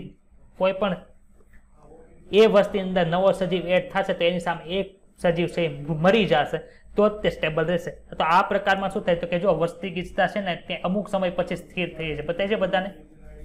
અમુક સમય પછી વસ્તી છે અહીંયા જો સ્થિર થઈ એની કરતા વધતી નથી. તો એવી ક્ષમતા કે જે માનો કે એવું પર્યાવરણ કે જે અમુક સંખ્યાથી વધારે સંખ્યામાં સજીવને જીવવા દેતું નથી તો એને શું કહે? તો કે એને વસ્તી ગીચતા તરીકે ઓળખવામાં, વસ્તી ગીચતાની જે વહન ક્ષમતા છે એને તરીકે ઓળખવામાં, જેને કે તરીકે દર્શાવ્યું છે. જો અહીં વહન ક્ષમતા કેરિંગ કેપેસિટી તરીકે ઓળખવામાં આવે. તો આમાં કોઈને કઈ ડાઉટ હોય તો બોલો. હા સર. અહીં e⁻ શું લેવાનું? તો e⁻2.71828. આની ઉપરના દાખલાની 2-3 પ્રેક્ટિસ છે, હું આવતા લેક્ચરની અંદર કરાવી દઈશ. એક દાખલાની પ્રેક્ટિસ કરશો તો પણ તમને ખબર પડી કે આમાં આપણે કઈ રીતે કરવાનું હોય. હવે શું થયું? અમર્યાદિત સ્ત્રોતોની પરિસ્થિતિમાં ચરઘાતાંકીય રીતે વૃદ્ધિ પામતી કોઈ પણ જાતિ ઓછા સમયમાં ખૂબ જ વિશાળ વસ્તી ગીચતા સુધી પહોંચી જાય છે. માનો કે મર્યાદિત સ્ત્રોત હોય, અમર્યાદિત સ્ત્રોત હોય. ડાર્વિને જણાવ્યું કે હાથી જેવું ધીમે વૃદ્ધિ પ્રાણી પણ તેની વસ્તી ગીચતામાં રોક ન થવા પર કે અંકુશ કે અભાવ વિશાળ સંખ્યા સુધી પહોંચી જાય છે. હવે આપણને ખબર છે હાથીને ખાવા કેટલું જોવે? વધારે જોવે કે ઓછું જોવે? વધારે. વધારે જોવે. પણ અહીંયા શું લખ્યું છે તો કે એના ખોરાકની પરિસ્થિતિ જે છે એમાં કોઈ પણ જાતની મર્યાદા છે નહીં, જેટલો ખોરાક જોઈએ એટલો મળે. તો હાથી જેવું મોટું પ્રાણી છે એમાં પણ વસ્તી છે કેવી છે? ખૂબ જ વધે છે. એમાં કોઈ પણ જાતનો અંકુશ કે અભાવ રહેતો નથી. જો એટલે અંકુશના અભાવ રહેતો નથી, એટલે કે ખૂબ જ વિશાળ સુધી હાથી જેવી સંખ્યા હોય ને, હાથી જેવું મોટું પ્રાણી હોય તો પણ એની સંખ્યા જે વિશાળ સંખ્યા સુધી પહોંચી શકે છે. ખબર પડી? ચરઘંટકીય વૃદ્ધિ કરવા પાછળ વિશાળ વસ્તી કેવી રીતે ઝડપથી નિર્માણ પામે છે તેના નાટકીય ઢબે નીચેનું નિરૂપણ કે ટૂચકું સાંભળ્યું છે. તો એમાં છે ને એક પ્રધાનની ને એક ઓલાની રાજાની વાત છે. એમાં શું કહ્યું? શતરંજનું એક લીધું, એમાં કેટલા ખાના હોય તો કે 64 ખાના હોય. પ્રધાને કેવી શરત મૂકી કે એક ખાનાની અંદર તમે એક દાણો મૂકો તો બીજા ખાનાની અંદર એની કરતા ડબલ મૂકવાના, એના પછીના 4 મૂકવાના, તો એના પછી 8, પછી 16. તો આખું ચેકર બોર્ડ ભરાય ને તો ત્યાં સુધી કેટલા દાણા થાય? તો કે રાજાનો જે ભંડાર છે ને એ ખૂટી જાય, અનાજનો જે ભંડાર છે એ ખૂટી, એટલા બધા દાણા થાય. તમે ગણતરી કરજો કેલ્ક્યુલેટરની અંદર. પહેલાની અંદર કેટલા દાણા? 1, બીજાની અંદર 2, ત્રીજાની અંદર 4, ચોથાની અંદર તો કે 8. ખબર પડી બધાને? તો આને 1 પ્લસ કેટલા થાય દાણા? એટલે 4 ખાના ભર્યા, એમાં કેટલા દાણા થયા? તો એટલું ટોટલ કરો એટલા દાણા થાય. તો છેલ્લે ચેકર બોર્ડ આવશે ને તેટલા કેટલા દાણા પૂગી જાય એટલે તમને ડાયરેક્ટ ખબર પડશે કે આ જે આકારનો આકાર છે શું કામ મળે છે. ખબર પડી? હા સર. બીજું છે સંભાવ્ય વૃદ્ધિ. તો સંભાવ્ય વૃદ્ધિની અંદર શું થાય તો કે પ્રકૃતિમાં કોઈ પણ વસ્તીની પાસે એટલા અમર્યાદિત સ્ત્રોતો છે એ હકીકતની અંદર હોતા નથી. માનો કે કોઈ પણ સિંહ છે તો એની પાસે હું વસ્તી ખોરાક માટે અમર્યાદિત સ્ત્રોત હોય. માનો કે પર્ટિક્યુલર રિજિયનની અંદર રહેતા હરણની સંખ્યા મર્યાદિત હોય, સસલાની સંખ્યા મર્યાદિત હોય. એટલે સિંહ છે એ નીકળું ખાધા જ રાખે એવું મળતું નથી. સિંહ પણ મરે છે, સામે હરણ પણ મરે છે. એટલે અમર્યાદિત સ્ત્રોતો છે હોતા નથી. તેથી ચરઘાતક એ વૃદ્ધિ છે એ થતી રહી. તેના કારણે મર્યાદિત સ્ત્રોતો માટે વ્યક્તિગત સજીવો વચ્ચે શું થાય? હરીફાઈ થાય. આ લાઈન સમજાણી? આખરે યોગ્યતમ વ્યક્તિગત સજીવ છે એ જીવિત રહેશે અને પ્રજનન કરશે. આ તો લાઈન છે આપણે 7મા ચેપ્ટરમાં એટલી વખત વાંચી ને આમાં એટલી વખત વાંચી. ઘણા દેશોની સરકારોને પણ આ હકીકત સમજાઈ ગઈ છે અને માનવ વસ્તી વૃદ્ધિને મર્યાદિત કરવા માટે વિવિધ પ્રતિબંધો છે દાખલ કર્યા છે. હવે એક હમણાં રાજ્યની અંદર એવું આવ્યું છે કે જો તમારે 2 કરતાં વધારે સંતાન હોય તો તમને સરકારી નોકરી નહીં મળે, એવું આવ્યું છે. શું કામે? વસ્તી નિયંત્રણ કરો.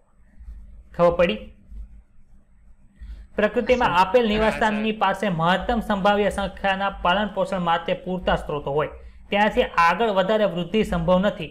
એ નિવાસસ્થાનમાં એ જાતિ માટે મર્યાદાને પ્રકૃતિની વહન ક્ષમતા અથવા તો કેરિંગ કેપેસિટી તરીકે ઓળખવામાં આવે છે. ખબર પડી? કેરિંગ કેપેસિટી કોને કહેવાય? કે કોઈ પણ રિજિયનમાં કોઈ પણ વસ્તીના વિકાસને લઈ જવા માટે એ એરિયામાં પર્ટિક્યુલર ક્ષમતા હોય છે. એનાથી વધારે જો એમાં વસ્તી થાય તો એની સામે કોઈ પણ માણસ છે હરીફાઈને લીધે, કોઈ પણ સજીવ છે હરીફાઈને લીધે મરે છે તો જ તે નવો છે એ જન્મ લે અથવા તો નવું છે એ જીવે. તો એ પર્ટિક્યુલર જે સંખ્યા છે એને શું કહેવાય? કેરિંગ કેપેસિટી તરીકે ઓળખવામાં આવે છે. કોઈ પણ નિવાસસ્થાનમાં મર્યાદિત સ્ત્રોતોની સાથે વૃદ્ધિ પામતી વસ્તીની શરૂઆતમાં વૃદ્ધિ અવસ્થા કેવી હોય છે? ધીમી હોય છે. ત્યારબાદ કયો ફેઝ આવે? તો આ ફેઝ છે ને નામ યાદ રાખજો. પહેલા કોણ આવે? લેગ ફેઝ આવે. પછી શું થાય? એક્સેલરેશન ફેઝ આવે. અને પછી શું થાય તો કે મંદ વૃદ્ધિ અવસ્થા આવે છે. અને છેલ્લે શું આવે છે તો કે સ્થાયી અવસ્થા આવે. એટલે કે તમે આવો આલેખ જોયો તો બધાએ? મંદ વૃદ્ધિ, પછી એક્સેલરેશન વૃદ્ધિ એટલે કે આ સંખ્યા વધી, પછી કેવી થઈ? વૃદ્ધિ ધીમી પડી એટલે કે એટલા રીજન. જો આમાં બીજા અલગ નથી. ચાલો, ધીમી વૃદ્ધિ બતાવી છે. લેગ ફેઝ બધાને બતાડો. પછી ખૂબ જ વસ્તી વધી ગઈ એટલે એક્સેલરેશન ફેઝ આવ્યો. પછી પાછું શું થયું? વસ્તી ઘટી અને પછી વસ્તી સ્થાયી થઈ ગઈ. એટલે 4 ફેઝ આવે. પહેલો ફેઝ કયું છે? ધીમી, પછી બીજું એક્સેલરેશન, ત્રીજું મંદ વૃદ્ધિ અને ચોથું અનંત ફેઝ એટલે કે સ્થાયી થઈ જાય છે. જ્યારે વસ્તી ગીચતા તેની વહન ક્ષમતા સુધી પહોંચી જાય છે ત્યારે વસ્તી ગીચતા છે સ્થાયી થઈ જાય છે. એટલે કે સમય સાથે વધતી નથી. એની સામે તમે આલેખિત કરો તો તેની ફળશ્રુતિ તમને સિગ્મોઇડ આકારનો વક્ર મળે છે. સિગ્મોઇડ આલેખ તમારા આગળના ચેપ્ટરમાં આવી ગયો. કયા ચેપ્ટરમાં આવી ગયો? Chapter number 17 standard 11. ઓક્સિજનનું હિમોગ્લોબિન સાથેનું જોડાણ છે ને એ તમારે આવ્યું હતું, યાદ આવે છે? હા સર. આ પ્રકારની જે વસ્તી વૃદ્ધિ છે કે જે સિગ્મોઇડ આલેખ દર્શાવે છે, એટલે કે જે સંભાવ્ય વૃદ્ધિ છે એને શું કહેવાય તો કે વિહોર્સ્ટ પર્લ સંભાવ્ય વૃદ્ધિ કહેવાય છે. કેમ કે આ બે વૈજ્ઞાનિકોએ શું કર્યું, એનો અભ્યાસ કર્યો, તો એના નામ ઉપર વિહોર્સ્ટ પર્લ સંભાવ્ય વૃદ્ધિ કહેવાય. તેમને એવું પૂછ્યું કે વિહોર્સ્ટ પર્લ સંભાવ્ય વૃદ્ધિ છે એનું સૂત્ર કયું છે, તો આ યાદ રાખો, dn/dt = rn, ઉપર k - n, નીચે k. જે r શું છે તો કે આપણે જે આંતરિક દર જોયો હતો ને ઉંદર માટેનો, ભારતમાં વસ્તી માટેનો, ધનેરાનો, એ છે. એ શું છે તો કે તે પર્ટિક્યુલર સમયે જે આપ્યો છે, ટી સમય આપ્યો ત્યારે એની વસ્તી છે, અને ટી ને એકમ સમયની અંદર કેટલું વધે છે તો કે rn કાઉન્સની અંદર k - n/k જેટલું વધે છે. જ્યાં k કોણ છે તો કે વંશ ક્ષમતા છે. ખબર પડી બધાને કે આમાં કોઈ ડાઉટ છે? ના સર. ના સર. મોટા ભાગની પ્રાણી વસ્તીઓમાં વૃદ્ધિ માટેના સ્ત્રોતો છે કેવા હોય, મર્યાદિત હોય. આમાં કઈ ખબર પડવા જેવું છે કે કોઈ પણ માટે વૃદ્ધિ માટે સ્ત્રોતો કેવા હોય, મર્યાદિત જ હોય. જલ્દીથી કે પછીથી મર્યાદિત થવા વાળા હોય છે. આથી સંભાવ્ય વૃદ્ધિ છે એ વધુ વાસ્તવિક મોડલ છે.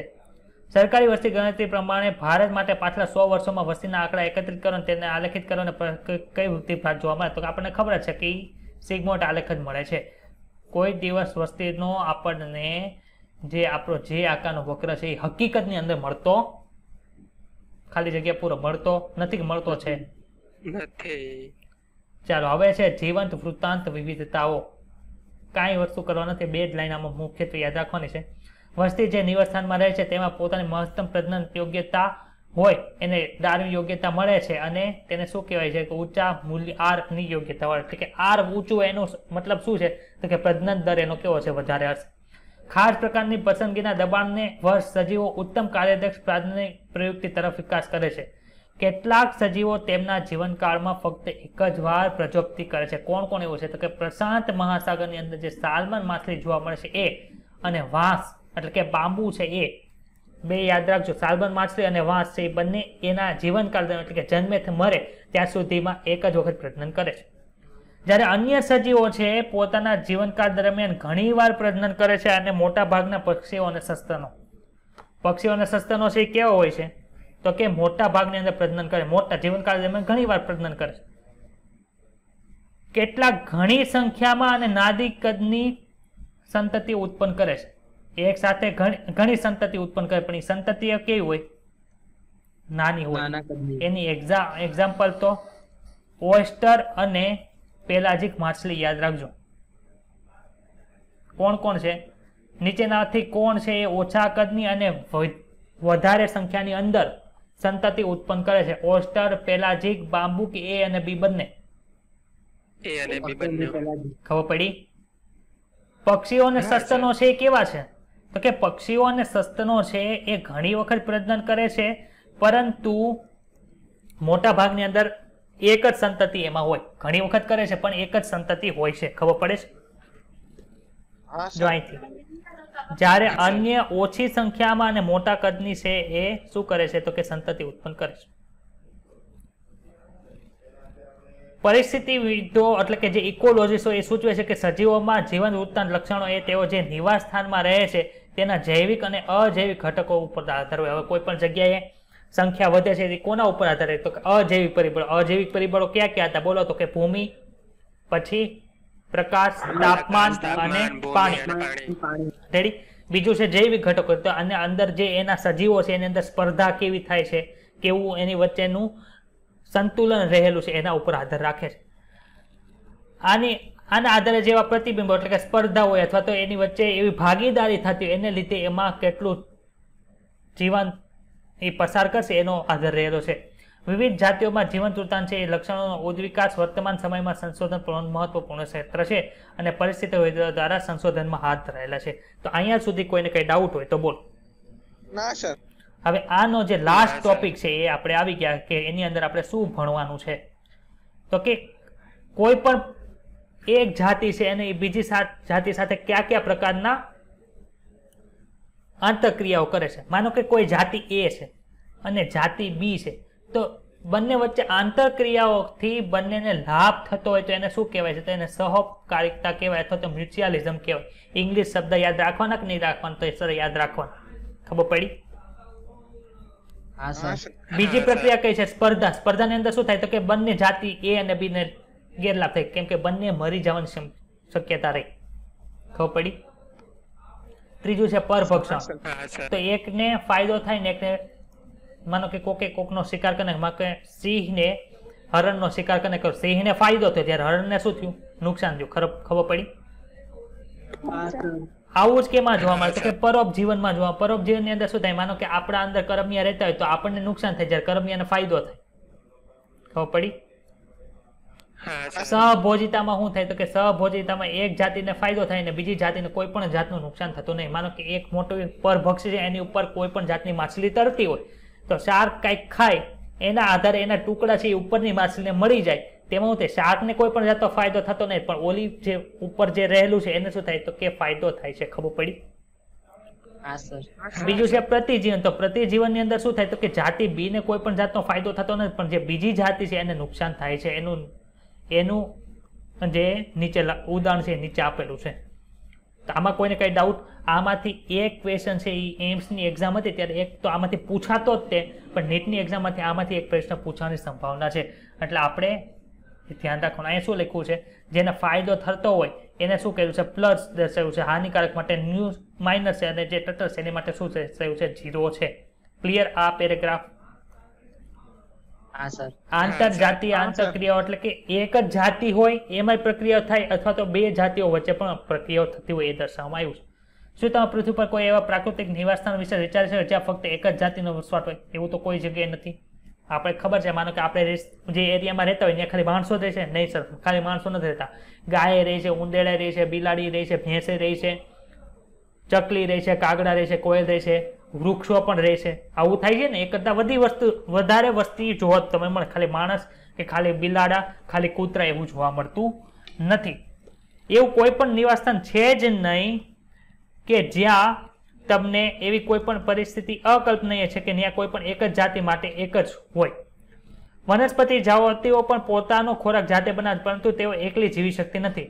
જમીનમાં કાર્બનિક દ્રવ્યોને તોડવા માટે એને અકાર્બનિક પોષકો અને તેના શોષણ માટે પાછા ભૂમિમાં આવતા સૂક્ષ્મ જીવોની જરૂર પડે છે. ખબર પડી? વનસ્પતિ છે, હવે એને કોની જરૂર પડે એવું આપણને થાય ને કે તો પોતાનો ખોરાક જાતે બનાવે, પરંતુ માનો કે કોઈ પણ પાંદડું છે એમાંથી પડી ગયું નીચે, તેનું વિઘટન કરીને એમાં જે દ્રવ્યો છે એને પાછા જમીનમાં મેળવવા માટે કોની જરૂર પડે છે? એ કયો? વિઘટન જરૂર પડે છે. માનો કે આપણે પાઇનસ ને ઉગ્યું હોય તો પાઇનસ ને એ બધા દ્રવ્યો ઉપર ચડાવવા માટે કોની જરૂર પડે? ગ્લોમસ પ્રજાતિની ફૂગ. તો વનસ્પતિ પોતાનો ખોરાક જાતે બનાવે તો પણ એને બીજા સજીવોની જરૂર પડે છે. એટલે કોઈ પણ એરિયાની અંદર કોઈ પણ એક વસ્તી છે એ રહેતી હોતી નથી.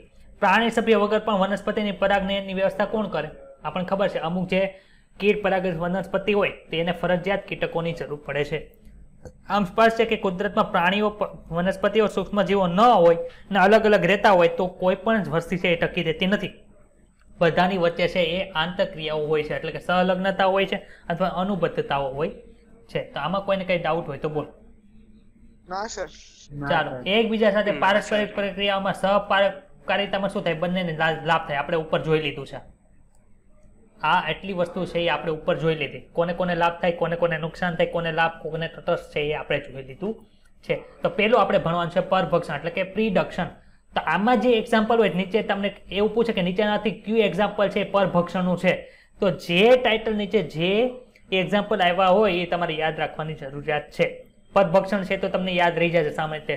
પરોપજીવન છે એ પણ સામાન્ય રીતે યાદ રહે, પણ કયું સહપારકારિતામાં છે, શું એનાલિઝમમાં છે, એ બધું ખાસ યાદ રાખવાનું છે. પરભક્ષણ અંદર કોણ કોણ આવે છે? તો કે જો સમુદાયમાં વનસ્પતિને ખાવા માટે પ્રાણીઓ જ ન હોય તો સ્વયંપોષી સજીવો દ્વારા સ્થાપન કરવામાં આવેલું ઉર્જાનું શું થાય? આપણે બધી જે ઉર્જા છે વનસ્પતિમાંથી પ્રથમ જે પ્રાથમિક ઉપભોગી છે, પછી દ્વિતીય ઉપભોગી છે, તૃતીય ઉપભોગી છે, એવું ચેપ્ટર નંબર 14 ની અંદર નિવસન તંત્રમાં ભણશું. એટલે ત્યારે તમને આ વસ્તુ ડિટેલમાં ખબર પડશે. પરભક્ષણ તમે પ્રકૃતિને એવી રીતે વિચારી શકો જેમાં વનસ્પતિ દ્વારા સ્થાપિત કરવામાં આવેલી ઉર્જા છે એ ઉચ્ચ પોષક સ્તરે સ્થાનાંતર થાય. એટલે કે ઉચ્ચ પોષક સ્તર એટલે શું સમજવાનું કે નીચે હોય પ્રાથમિક પોષક સ્તર, દ્વિતીય, તૃતીય, ચતુર્થક, એવું ત્યારે કે એમાં ઉર્જાના પિરામિડ આવશે, એમાં આપણે ભણશું. આમાં કોઈને કઈ ડાઉટ છે? ના સર જ્યારે આપણે પરભક્ષી અને શિકાર એની વચ્ચે જોઈએ તો કે જે ખાવા વાળો છે એને શું કે ભક્ષક કહેવાય ને જેનું ખાવાનો છે એને શું કે ભક્ષ્ય તરીકે ઓળખાય. ભક્ષકને પ્રીડક્ટર કહેવાય ને ઓલાને પ્રે તરીકે ઓળખવામાં આવે. યાદ રાખવું. કદાચ વાઘ અને હરણનું ઉદાહરણ સમજે આપણે સહેજ મગજમાં આવી જાય. કોઈ પણ બીજ છે એને ખાનાર ચકલી છે એ પણ પરભક્ષીથી ઓછી ને આપણે પણ પરભક્ષી છે. આપણે કોને ખાય તો કે આપણે વનસ્પતિને ખાય છે. ખબર પડી? હા સર. હા સર. જો અહીંયા લખ્યું છે વનસ્પતિઓ ખાવાવાળા પ્રાણીઓને તૃણાહાર સ્વરૂપે અલગ રીતે વર્ગીકૃત કરીએ તો પણ એ કેવું છે તો કે પરભક્ષીથી અલગ નથી. પોષક સ્તરો સુધી ઉર્જાના સ્થળાંતર માટે સળંગ માર્ગ રચ્યા સિવાય પરભક્ષીઓ એક બીજી મહત્વપૂર્ણ ભૂમિકાઓ ભજવે છે. શિકારને વસ્તીને નિયંત્રણમાં રાખે છે. માનો કે તમે એક એરિયા છે એની અંદર શું છે ઘાસ ઉગાડેલું છે એમાં તમે હરણને ઝાકો એની પાછળ સિંહ કે વાઘને રોકો નહીં તો શું થશે? હિરણની જે વસ્તી છે એ સતત વધતી જાય છે. સતત વધે છે એના આધારે શું થાય તો કે ઘાસ ખાલી થાય ત્યારે હરણ મળશે, ત્યાં સિવાય હરણ મળશે નહીં. પરંતુ હરણને નિયંત્રણમાં રાખવા માટે કોની જરૂર પડે છે તો કે શિકાર જે છે એને નિયંત્રણમાં રાખવા માટે શિકારીની વ્યવસ્થા કરવી પડે. ખબર પડી? હા સર. જો પરભક્ષીઓ ન હોય તો શિકાર જાતિઓ જે છે એટલે કે હરણ છે એની વસ્તી ગીતતા જે ખૂબ જ વધારે થઈ જાય અને નિવસન તંત્રમાં અસ્થિરતા આવી જાય. જ્યારે કોઈ પણ ભૌગોલિક ક્ષેત્રમાં કેટલીક વિદેશી જાતિઓ લાવવામાં આવે ત્યારે તે આક્રમક થઈ જાય છે અને ઝડપથી ફેલાઈ જાય છે. કારણ તે અતિક્રમણ પામેલ ભૂમિ છે તેમાં કોઈ પણ કુદરતી પરભક્ષી હોતો નથી. આપણે જોઈએ કે વાઘ ન હોય તો હરણની વસ્તી વધતી જ જાય છે. એવું કેનું ઉદાહરણ યાદ રાખો તો કે 1920 ની અંદર ઓસ્ટ્રેલિયાની અંદર છે એક ફાફડા થોર આવી ગયું. એ ફાફડા થોરનું નામ શું છે? પ્રિકી પિયર કેક્ટસ. કેવું છે? પ્રિકલી પિયર કેક્ટસ છે. યાદ રાખજો. એ લાખો હેક્ટરમાં ફેલાઈ ગયું હતું. શું કામ? તો કે કેક્ટસ ને તો કોઈ બકરી ખાય ના. તે એમાંથી જેટલા બીજ વિકિરણ પામે એ બધા વિકસતા જાય એટલે આખા એરિયાની અંદર કોણ કોણ થઈ ગયું તો કે પ્રિકી પિયર કેક્ટસ છે વિકસિત થઈ. હવે શું થયું તો કે એટલે બધા ઉગી ગયા એનું કોઈ ખાવા વાળું તો છે ને એટલે એની સંખ્યા વધતી જાય. હવે શું કરે? હેરાન કરે. તો હવે એને મારવા માટે શું થયું તો કે આ ફાફડા થોરને ખાનાર એક પરભક્ષી છે એટલે કે એક મોત છે, એક ફૂદું છે, એને ન્યા લાવી અને પછી જે ફાફડા થોર છે એની જાતિ છે એ નિયંત્રણ થાય. ખબર પડી? આવું આપણે ક્યાં જોયું હતું તો કે જૈવિક નિયંત્રણ ચેપ્ટર નંબર 10 યાદ આવે છે? હા સર. કૃષિ જંતુના નિયંત્રણમાં અપનાવવામાં આવેલ જૈવિક નિયંત્રણ પદ્ધતિ એટલે કે બાયોલોજીકલ કંટ્રોલ મેથડ છે શિકારીની વસ્તીનું નિયમન કરવાની પરભક્ષીની ક્ષમતા પર આધાર રાખે છે. આમાં કોઈ ડાઉટ હોય તો બોલો. ના સર. પરભક્ષીઓની સ્પર્ધા કરતી શિકાર જાતિઓની વસ્તીની સ્પર્ધાની તીવ્રતા ઓછી કરીને કોઈ પણ જાતિઓની વિવિધતા જાળવી રાખવામાં મદદરૂપ કરે છે. કોણ? તો કે શિકારી જાત છે તે એટલે કે પ્રીડક્ટર જે છે. ક્લિયર? આવું બીજું ક્યારે થયું? હા સર. તો કે અમેરિકાના પ્રશાંત મહાસાગરના કિનારા પર જે પથરાળ એરિયા હતો એમાં આંતરજુવાળીય વિસ્તાર કે જ્યાં ભરતી આવે પાછી ઓટ આવી જાય, ભરતી આવે પાછી ઓટ આવી જાય, એમાં તારા માછલીની એક જાત પાયસ્ટર છે એ મહત્વપૂર્ણ પરભક્ષી છે. કોણ પરભક્ષી છે? પાયસ્ટર. પાયસ્ટર શું કરે છે તો કે પાયસ્ટર જે છે એ અમુક માછલીઓને બધું ખાવામાં મદદરૂપ થાય. શું કામે? તો કે જો પ્રયોગશાળાને બહાર કરવામાં આવેલ એક ક્ષેત્ર પ્રયોગમાં જ્યારે એક અકબંધ આંતરજોડાયેલ ક્ષેત્રમાંથી બધી તારા માછલીઓ દૂર કરવામાં આવી તો આંતર સ્પર્ધાને કારણે એક જ વર્ષની અંદર અપૃષ્ઠવંશીની 10 કરતા પણ વધારે જાત છે વિલુપ્ત થઈ ગઈ. શું કહે છે? જો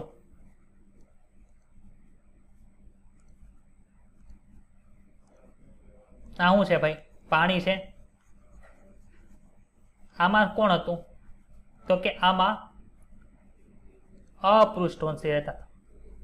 અપૃષ્ઠવંશી રહેતા અને આ અપૃષ્ઠવંશીને કોણ ખાઈ જતું હતું? પાયસ્ટર માછલી. પાયસ્ટર માછલી ખાઈ જતું હતું. આપણે કલર ચેન્જ કોણ ખાઈ જતું? પાયસ્ટર માછલી. રેડી? હવે શું કર્યું?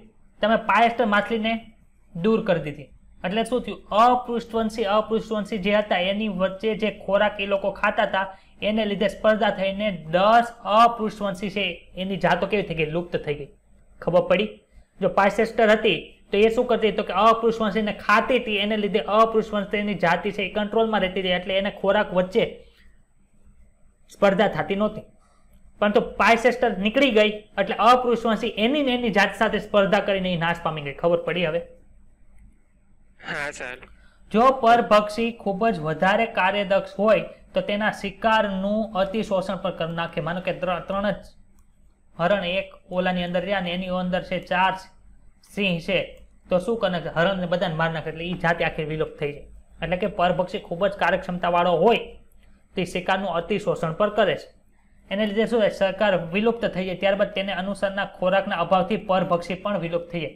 એટલે શું થયું? સિંહ છે એ બધા હરણને ખાઈ ગયું. હવે સિંહને ખાવા માટે હરણ જ બેચાને તો સિંહ પણ મરી જાય. એટલે કે પરભક્ષણ જેનું થાય છે એ મરી જાય, બધા પૂરા થઈ એને આધારે પરભક્ષી પણ વિલુપ્ત થઈ જાય. ખબર પડી? આ જ કારણ છે કે કુદરતમાં પરભક્ષીઓ શા માટે સમજદાર છે. પરભક્ષણના પ્રભાવને ઓછો કરવા માટે શિકારી જાતિઓને વિવિધ સ્વરક્ષણ કેળવી લીધું છે. હવે માનો કે આ વનસ્પતિ છે, કોણ ખાય છે? તો કે ગાય ખાય છે, ભેંસ ખાય છે, બકરી ખાય છે. હવે આમાં શું કરી નાખ્યું ખબર છે? એવી કંઈક વસ્તુ મૂકી દીધી જેને લીધે ગાય, ભેંસ અને બકરી ન ખાય. હવે આ કોણ છે? પરભક્ષી છે કે ન કહેવાય? ને આ કોણ કહેવાય? વૃક્ષ છે. તો આ વૃક્ષ છે એ ગાય, ભેંસ, બકરી છે એ ખાઈ ન જાય એના માટે શું થાય? માનો કે આંકડો જોયો છે? બકરી છે ને એ બધી વસ્તુ ખાય પણ આંકડો નહીં ખાય. શું કામે? તો કે આંકડા એવું અનુકૂલન સાધી લીધું છે જેને લીધે બકરી, ગાય, ભેંસ એને કોઈ ખાઈ ન શકે. એટલે શું કર્યું? સ્વરક્ષણ કેળવી લીધું. ખબર પડી? આવું જ કેવું થાય? તો કે કીટકો, દેડકાઓની કેટલીક જાતિઓ પરભક્ષી દ્વારા સહેલાઈથી ઓળખાઈ જવાથી બચવા માટે રહસ્યમય રીતે છે શું કરે છે? તો કે રંગ બદલી નાખે છે. આપણે જોઈએ કાકડીઓ છે આપણી બાજુમાં ઉભો હોય તો એનો બધાય ઘણી વખત માનો કે ઝાડવામાં તો એનો કલર બદલી નાખે. શું કામે? તો કે કાકડિયાને ખાતું કોઈ પક્ષી કે કોઈ છે એનાથી બચવા માટે એ શું કર્યું? તો કે એવું કરી નાખ્યો, રંગ ફેરી નાખ્યો. તો આવા ઘણા કીટકો અને દેડકાઓ પણ આવું કરે છે. ક્લિયર? એને શું કહે છે? રંગ અનુકૂલન કહેવાય તો કેમોફ્લેજ તરીકે એને ઓળખવામાં આવે. ખબર પડી બધાને? કેટલીક જે શિકાર જાતિઓ છે ઝેરી હોય છે અને તેનાથી પરભક્ષીઓ તેમને ટાળે છે અને ખાતા નથી. માનો કે મોનાર્ક પતંગિયું છે, મોનાર્ક પતંગિયું. માનો કે તમને કારેલું એ કારે તમને ખાવાનું કે કોરું શાક ની કોરું ખાવ કે તમે ખાવ? શું કામે? કડવું છે. કડવું છે એટલે રેડી. તો હવે પતંગિયા છે એને માનો કે દેડકો ની બધા ખાઈ જાય છે. તો પતંગિયું છે એ શું કરી નાખ્યું? એવી એક સ્પેશિયલ જાતિ છે, કઈ છે? મોનાર્ક છે. મોનાર્ક પતંગિયા શું કરી નાખ્યું કે એના એવા શરીરની અંદર રસાયણ ઉત્પન્ન કરી નાખ્યા એટલે દેડકાની એને ખાતા હોય એની ભાવે જ ને એટલે મોનાર્ક પતંગિયાને ન ખાય. ખબર? મોનાર્ક પતંગિયું તેના શરીરમાં વિશેષ રસાયણ હોવાને કારણે પોતાના પરભક્ષી માટે અરુચિકર છે. એટલે કે એને ટેસ્ટ એનો ગમતો નથી, એટલે કે સ્વાદમાં ખરાબ છે. આવું શું કામ કર્યું? ક્યારે કર્યું? તો કે પતંગિયું આ રસાયણ જ્યારે ઈયળ અવસ્થામાં હોય, કેટરપિલર અવસ્થામાં હોય ત્યારે એનું જે નિંદણ એટલે કે જે ખાય છે એના આધારે આવું કર્યું. ખબર પડી બધાને? હા સર. પતંગિયાની ઈયળ છે ક્યારે શબ્દ વપરાણો તો બોલો તો? બેસિલસ થુરિન્જીએસિસ ને બીટીમાં. એટલે બીટી કપાસ માટે વપરાણો તો કે બીટી બેક્ટેરિયા માટે વપરાણો? બેક્ટેરિયા જે છે એ બીટી બેક્ટેરિયા માટે ક્યારે ઉપયોગ કર્યો? તો કે પતંગિયાની ઈયળને મારવા માટે 2020 ની અંદર આ પ્રશ્ન પૂછાઈ ગયો છે.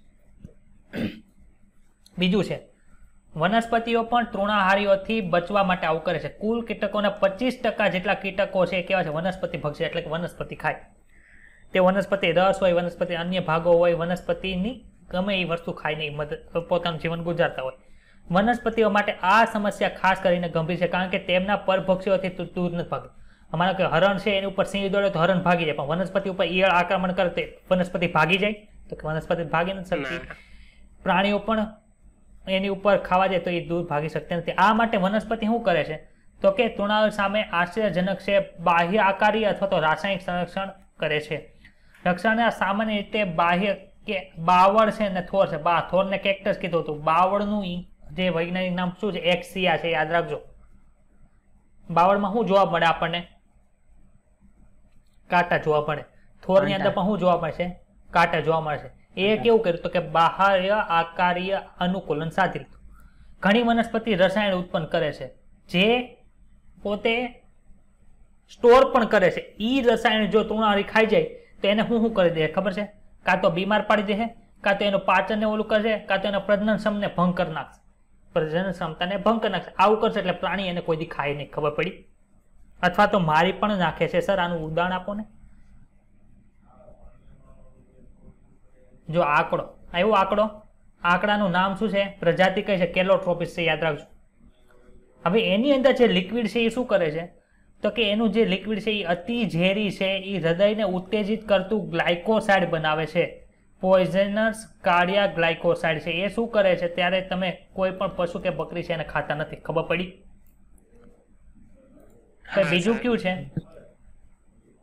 Nicotine, caffeine, quinine, strychnine, opium. આ બધું આપણને જોવા મળે છે. ઈ વનસ્પતિ પોતે બીજા વસ્તુથી, બીજા પરભક્ષીથી બચવા માટે બનાવે છે ને આપણે એનો ઉપયોગ કરીએ. નિકોટિન છે, બધા તમાકુ છે, એ કોઈ ખાય નહીં પક્ષી, એના માટે બનાવેલું છે. આપણે શું કરીએ? જે સ્મોકિંગ કરતા હોય બીડીમાં નાખીને પીવે, તમાકુ કોરી ખાય ચૂનામાં ભેળવીને, એવું બધું કરે છે ને. શું કામે કરે? તો કે એ નિકોટિન તો બનાવ્યું તો શું કામે? તો કે પોતે બચી શકે એટલે. હવે ઓપિયમ છે, ઓપિયમમાંથી આપણે શું જોયું હતું? સ્નેક ને હેરોઈન ની બધું બનાવતા હતા. શું કામ બનાવ્યું હતું ઓપિયમ? રક્ષણ માટે, વનસ્પતિને કોઈ ખાઈ ન જાય એટલે. પણ એનામાંથી આપણે મેરી જુવાને એવી બધી ડ્રગ બનાવી, જે ઓપરેશન માટે કર્યું હોય તો એમાંથી પેન ન થાય એના માટે આપે છે. તો આ પ્રીડક્ટર જે છે પરભક્ષણ, તો પરભક્ષણમાં આપણે શું ભણ્યા? તો કે પરભક્ષણ એટલે શું? કોઈ પણ પરભક્ષી છે એ કોઈનો શિકાર કરે એને. હવે શિકાર છે પોતે બચવા માટે ક્યાંક અનુકૂલનનું સાધન છે એ પણ જોયું, અને શિકાર ન હોય તો શું થાય એ પણ આપણે જોયું. આમાં કોઈને કઈ ડાઉટ છે? આજે હવે પેલા આપણે સ્પર્ધાથી શરૂઆત કરીએ છીએ. તો કે સ્પર્ધાની અંદર શું હોય છે? તો કે ડાર્વિને પ્રકૃતિમાં અસ્તિત્વ માટે શું કીધું? તો કે જીવન સંઘર્ષ છે અને યોગ્યતમ ચિરંજીવિતા એટલે સર્વાઈવલ ઓફ ફિટનેસ અને સ્ટ્રગલ ફોર એક્ઝિસ્ટન્સ એ આપ્યું હતું. ત્યારે તેમણે એવું કીધું હતું કે કાર્બનિક વિકાસની અંદર આંતરજાતીય હરીફાઈ છે એ એક શક્તિશાળી બળ છે. એટલે કે આંતરજાતીય હરીફાઈ એટલે કે એક જ જાતિના સજીવો વચ્ચે શું થાય છે? તો કે હરીફાઈ થાય છે. એક જ જાતિના સભ્યો વચ્ચે હરીફાઈ થાય છે કે સ્પર્ધા થાય. શું કામ સ્પર્ધા થાય? તો આપણે ગઈકાલના લેક્ચરમાં જોઈ ગયા કે માનો કે એક જ જાતિના સજીવો છે તો એક જ ખોરાક ઉપર એ બધા ડિપેન્ડેન્ટ કરતા હોય, તો જો ખોરાકની જે ઉપલબ્ધતા છે એ મર્યાદિત હોય તો એ ખોરાક માટે શું થશે? તો કે એની વચ્ચે હરીફાઈ થશે. આવું ભણી ગયા આપણે ગઈકાલે. સામાન્યતઃ એ માનવામાં આવે છે કે સ્પર્ધા ત્યારે જ થાય જ્યારે નજીકની સંબંધિત જાતિઓ એક સરખા સ્ત્રોતો માટે હરીફાઈ કરે કે જે મર્યાદિત છે, પરંતુ સંપૂર્ણપણે સાચું નથી. પહેલી વાત તો એ છે કે આમાં શું કહે છે કે સંબંધિત જાતિઓ છે એ તે એક સરખા સ્ત્રોતો માટે છે હરીફાઈ કરે, કે એક જ જાતિના સભ્યો છે એ હરીફાઈ કરે એવું કહેતા હતા, પણ એ સાચું નથી. માનો કે ગાય છે, એની બાજુમાં ભેંસ ઊભી છે ને એની બાજુમાં બકરી ઊભી છે ને એ શું ખાય? બધા ઘાસ ખાય કે ન ખાય? હવે આ માનો કે એક જ ખેતર છે અત્યારે જેમાં એ બધાને ઘાસ ખાવા મળવાનું છે, અથવા તો તમે કોઈ ગાય આપણે ગૌશાળામાં એમાં તમે જાઓ તો ત્યાં તમને ઘાસ છે એ થોડુંક એવું હોય, કદાચ એવું બન્યું હોય તો શું થાય? તો કે ગાય વચ્ચે હરીફાઈ થશે, ભેંસ વચ્ચે હરીફાઈ થશે, બકરી, ત્રણેય છે ઘાસ ખાવા માટે જશે. આપણે જોઈશું ઓલો ક્યાંક ઘાસ વેચાતું હોય તો ત્યાં ગાય ને બહાર જે રખડતી ગાય હોય, ભેંસ ત્યાંથી આટા મારતી હોય, બકરી હોય, બધા ત્યાં ખાવા પહોંચી જાય. તો એ જ્યાં એનો ખોરાકનો સ્ત્રોત છે એ કેવો છે? તો કે ખોરાકનો સ્ત્રોત છે એ મર્યાદિત છે. હવે એ ખોરાકનો સ્ત્રોત મર્યાદિત છે તો એની વચ્ચે શું જોવા મળે છે? તો કે ગાય, ભેંસ અને બકરી વચ્ચે છે શું થશે? હરીફાઈ થશે, એટલે કે સ્પર્ધા થશે. તો ગાય, ભેંસ અને બકરી છે એક જ જાતિના સભ્યો છે? ના, અલગ અલગ જાતિના સભ્યો છે, છતાં પણ એમની વચ્ચે છે શું થાય છે? હરીફાઈ થાય છે. ખબર પડી? હા સર. પહેલી વાત તો એ છે કે સંબંધિત ન હોય એવી જાતિઓ પણ એક સરખા સ્ત્રોતો માટે સ્પર્ધા કરી છે. ક્યાં એક્ઝામ્પલ આપ્યા? તો કે દક્ષિણ અમેરિકા. આપણે આ ચેપ્ટરમાં ઉત્તર અમેરિકા ક્યાં આવ્યું હતું ભાઈ? કાંગારૂ રેટ યાદ આવે છે? હા સર. એવી રીતે અહીં બીજું એક્ઝામ્પલ આપ્યું. ક્યાંનું છે? તો કે દક્ષિણ અમેરિકાનું. તો કે દક્ષિણ અમેરિકાના કેટલાક છીછરા તળાવોની મુલાકાત લેતા જે ફ્લેમિંગો છે, એટલે કે ફ્લેમિંગો આગંતુક એટલે ક્યારેક જ આવતા હોય, કાયમી ત્યાં રહેતા ન હોય, એ આગંતુક સુરખાબ એટલે કે ફ્લેમિંગો છે. અને ત્યાં જ જે રહેતી માછલીઓ છે એને છે એના સામાન્ય ખોરાક કોણ છે? તો કે પ્રાણી પ્લવકો છે, એની માટે સ્પર્ધા થાય. એટલે કે પ્રાણી પ્લવકોને ખાવા માટે, ઝૂ પ્લેન્કટોનને ખાવા માટે ફ્લેમિંગો અને ત્યાં રહેતી માછલીઓ વચ્ચે શું થાય છે? તો કે હરીફાઈ અથવા તો સ્પર્ધા થાય છે. બીજી વાત તો એ છે કે સ્પર્ધાના સ્ત્રોતનું મર્યાદિત હોવું એ આવશ્યક નથી. દખલગીરીની સ્પર્ધામાં શું થાય? તો કે એક જાતિની ખોરાક લેવાની કાર્યદક્ષતા છે એ બીજી જાતિની દખલયુક્ત અથવા તો અવરોધક હાજરીને કારણે ઘટી શકે છે. માનો કે એવું છે, બકરી છે અને ભેંસ છે, અહીંયા ચારો નાખેલો છે.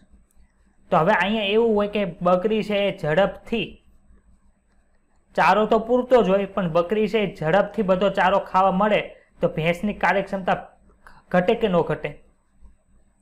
ઘટી જાય. એમ કે જો એક જાતિની ખોરાક લેવાની જે કાર્યદક્ષતા છે એ બીજી જાતિની દખલયુક્ત અથવા તો અવરોધક હાજરીને લીધે શું થાય છે? તો કે ઘટી જાય છે.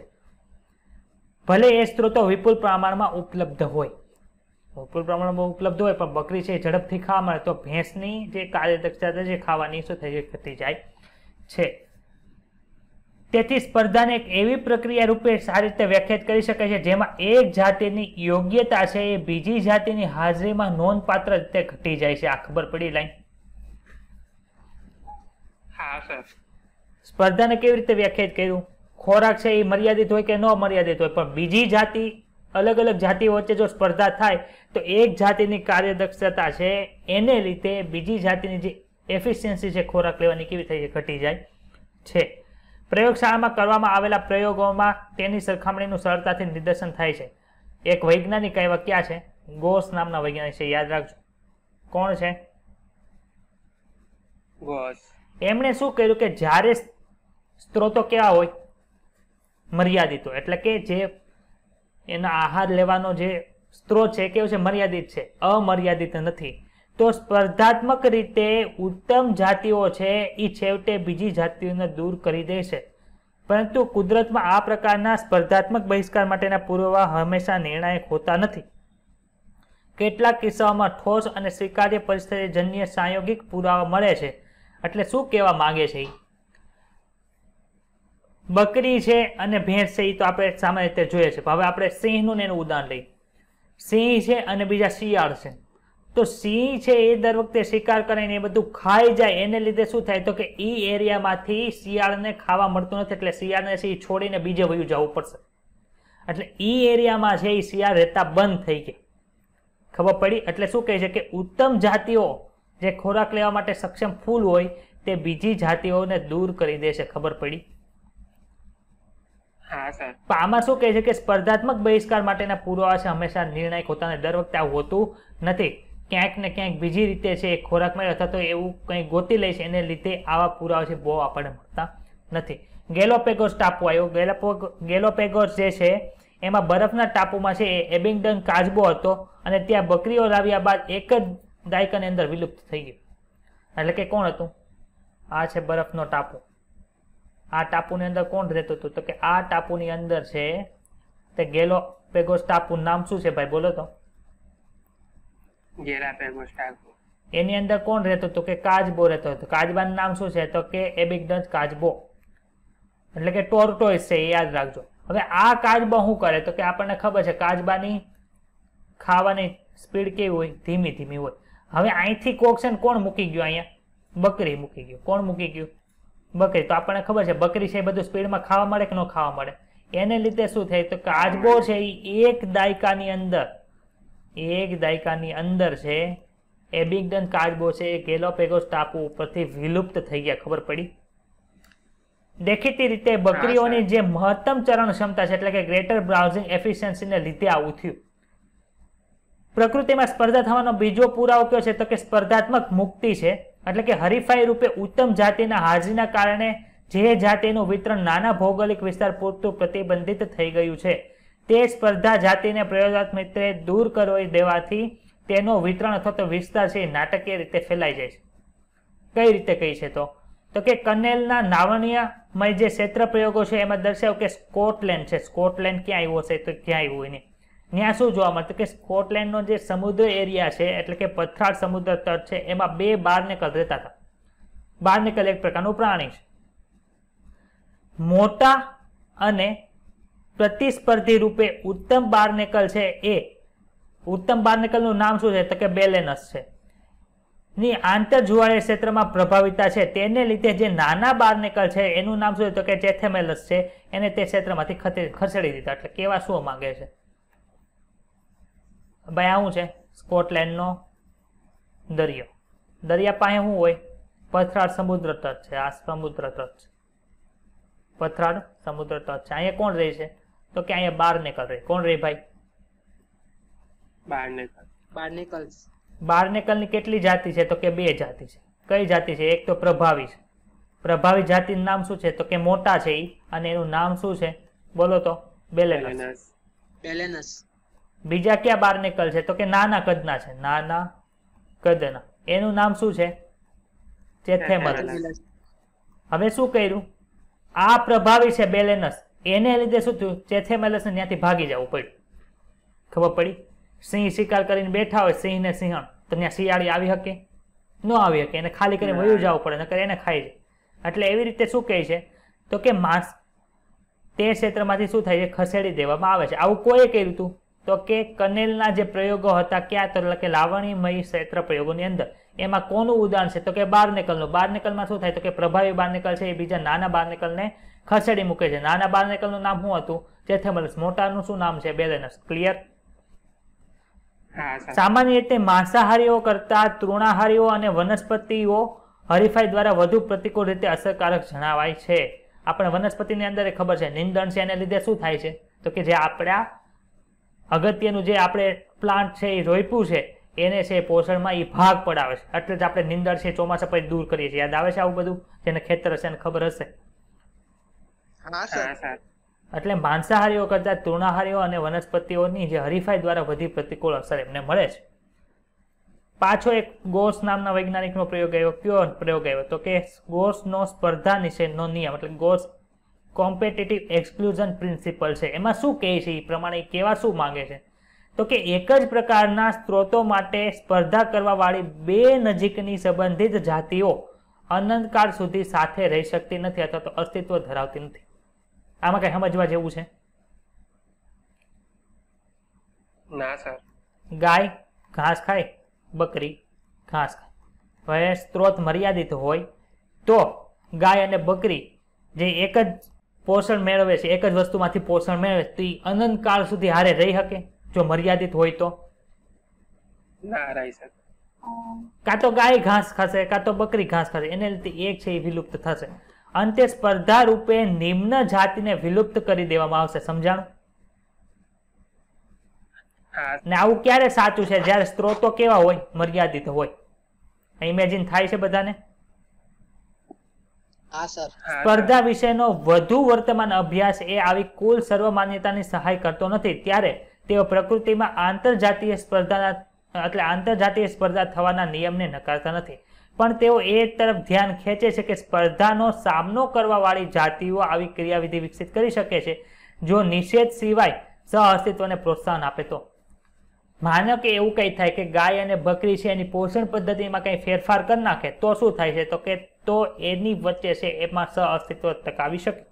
જો એક મેકઆર્થરનો એક પ્રયોગ કર્યો તો મેકઆર્થરે શું કર્યું હતું તો કે એક જ ઝાડ પર રહેતી ફૂદકીઓ, એટલે કે એક ફૂદકીઓ એટલે આને કઈ રીતે ગુજરાતી કર્યું કઈ ખબર નથી, પણ આપણે આ યાદ રાખવાનું. વાબલર્સ.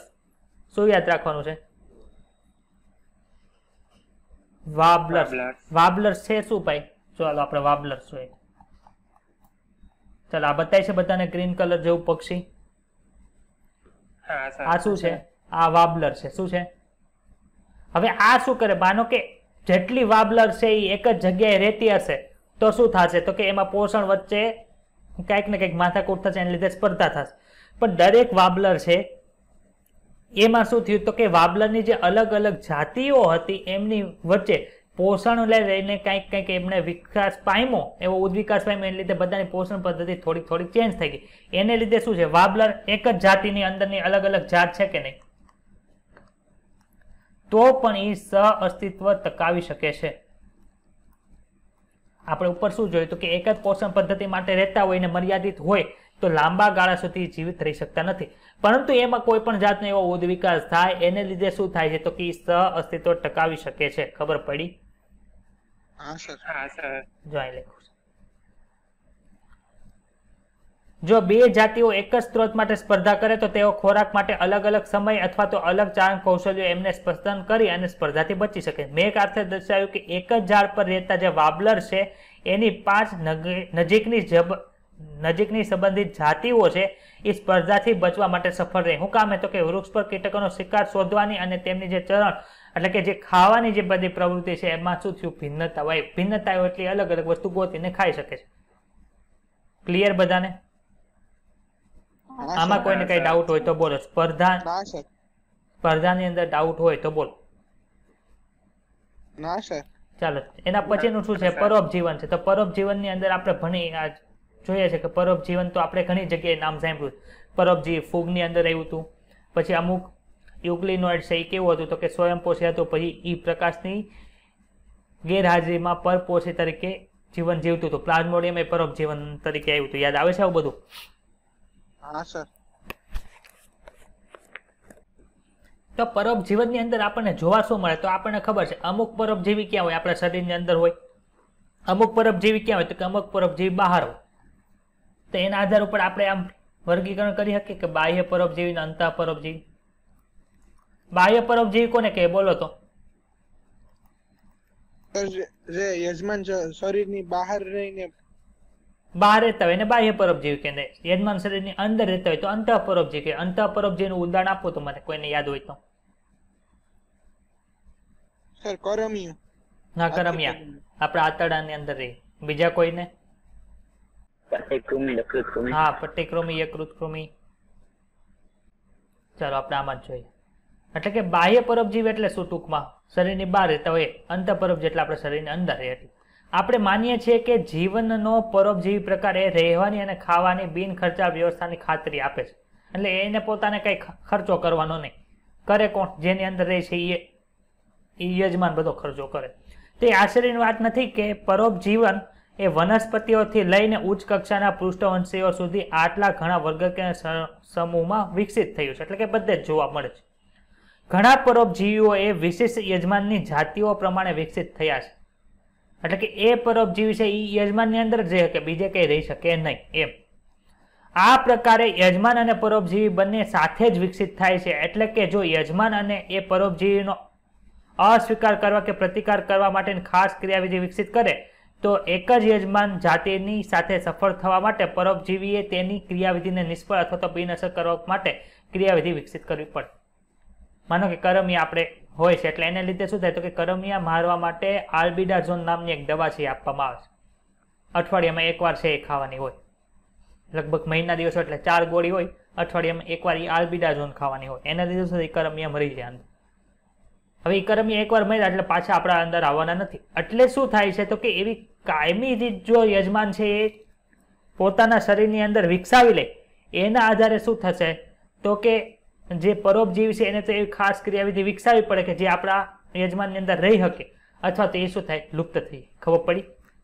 ચાલો, તેમની જીવનશૈલીને અનુરૂપ પરોપજીવીએ વિશિષ્ટ અનુકૂલનો વિકસિત કર્યા છે. જેવા કે જરૂર ન હોય એવા સંવેદી અંગો ગુમાવી દે. યજમાન સાથે ચોંટી રહેવા માટે ગુદરી અંગો અથવા તો ચૂસકોની હાજરી રાખે છે. પાચન તંત્રનો લોપ કરી દે છે અને ઉચ્ચ પ્રજનન ક્ષમતા છે એ ધરાવે છે. તો તમને એવો પ્રશ્ન પૂછે કે નીચેનામાંથી કયા અનુકૂલનો છે એ પરોપજીવીની અંદર જોવા મળે છે યજમાનની અંદર રહેવા માટે? હવે યજમાનમાંથી એ શું કરે છે? ડાયરેક્ટ ખોરાક લઈ લે છે. એને કઈ પાચન કરવાની જરૂર પડતી નથી. તો શું કરશે? પાચન તંત્ર છે એને ગુમાવી દેશે. પોતાનું રિપ્રોડક્શન કેવું કરી દેશે? વધારી દેશે. એટલે એની સંખ્યા કેવી થઈ? વધી જાય. હવે જે પોષણ છે એને મેળવવા માટે શું કરશે તો કે ચૂસકો લઈ લેશે. એટલે કે ચૂસકો રાખશે. પછી યજમાન સાથે ચોંટી રહેવા માટે શું કરતો કે ગુદરીય ગ્રંથિ છે એ ડેવલપ કરે અને બીજા બધા સંવેદી અંગો છે એ ગુમાવી દે છે. એટલે તમને ખબર પડી ક્યાં ક્યાં અનુકૂલનો છે? તો પેલું આ, બીજું આ, ત્રીજું આ અને ચોથું આ. ખબર પડી બધાને? પરોપજીવીનું જે જીવનચક્ર છે એ કેવું હોય તો કે ઘણી વાર જટિલ હોય. શું કામ? તો કે 1 કે 2 એમને યજમાનમાંથી એને પસાર થવું પડે છે. જેવા કે જો આ લખ્યું છે કે જેમાં કે 1 કે 2 મધ્યસ્થ યજમાનો કે વાહકોમાંથી પસાર થવું પડે. તેના પ્રાથમિક યજમાનના પરોપજીવીપણા એવું લાગશે. જીવપણાને પરોપજીવી પણાને સુલભ બનાવે છે. માનો કે યકૃત કૃમિ છે, આપણે યકૃત કૃમિ તે દિવસે ભણ્યા હતા ચેપ્ટર નંબર 8માં. તો યકૃત કૃમિ છે માણસના શરીરની અંદર પહોંચે કેમ? ડાયરેક્ટ આપણે જોયું હતું કે પ્લાઝ્મોડિયમ છે, પ્લાઝ્મોડિયમ કોના દ્વારા ફેલાતો હતો કયો તો મને? મેલેરિયામાં જે પ્લાઝ્મોડિયમ હતું એ કોના દ્વારા ફેલાતું હતું? મચ્છર દ્વારા. મચ્છરનું નામ શું હતું? એનોફિલિસ મચ્છર દ્વારા. હા, નર કે માદા? માદા. રેડી. માદા એનોફિલિસ મચ્છર દ્વારા એ ફેલાતું હતું. તો એ એક પ્રકારનું રહેતું હતું ક્યાં? તો કે મચ્છરની અંદર હતું, એની લીધે ફેલાતું. તો યકૃત કૃમિ હું કઈ રીતે આપણી અંદર આવે છે? તો કે યકૃત કૃમિ છે જેને ત્રિમેટોડ પરોપજીવી તરીકે ઓળખવામાં આવે છે, તે તેના જીવન પૂર્ણ કરવા માટે 2 મધ્યસ્થ યજમાનોમાંથી જાય. તો પહેલા તો કોનામાં જશે? ગોકળ ગાયની અંદર જશે.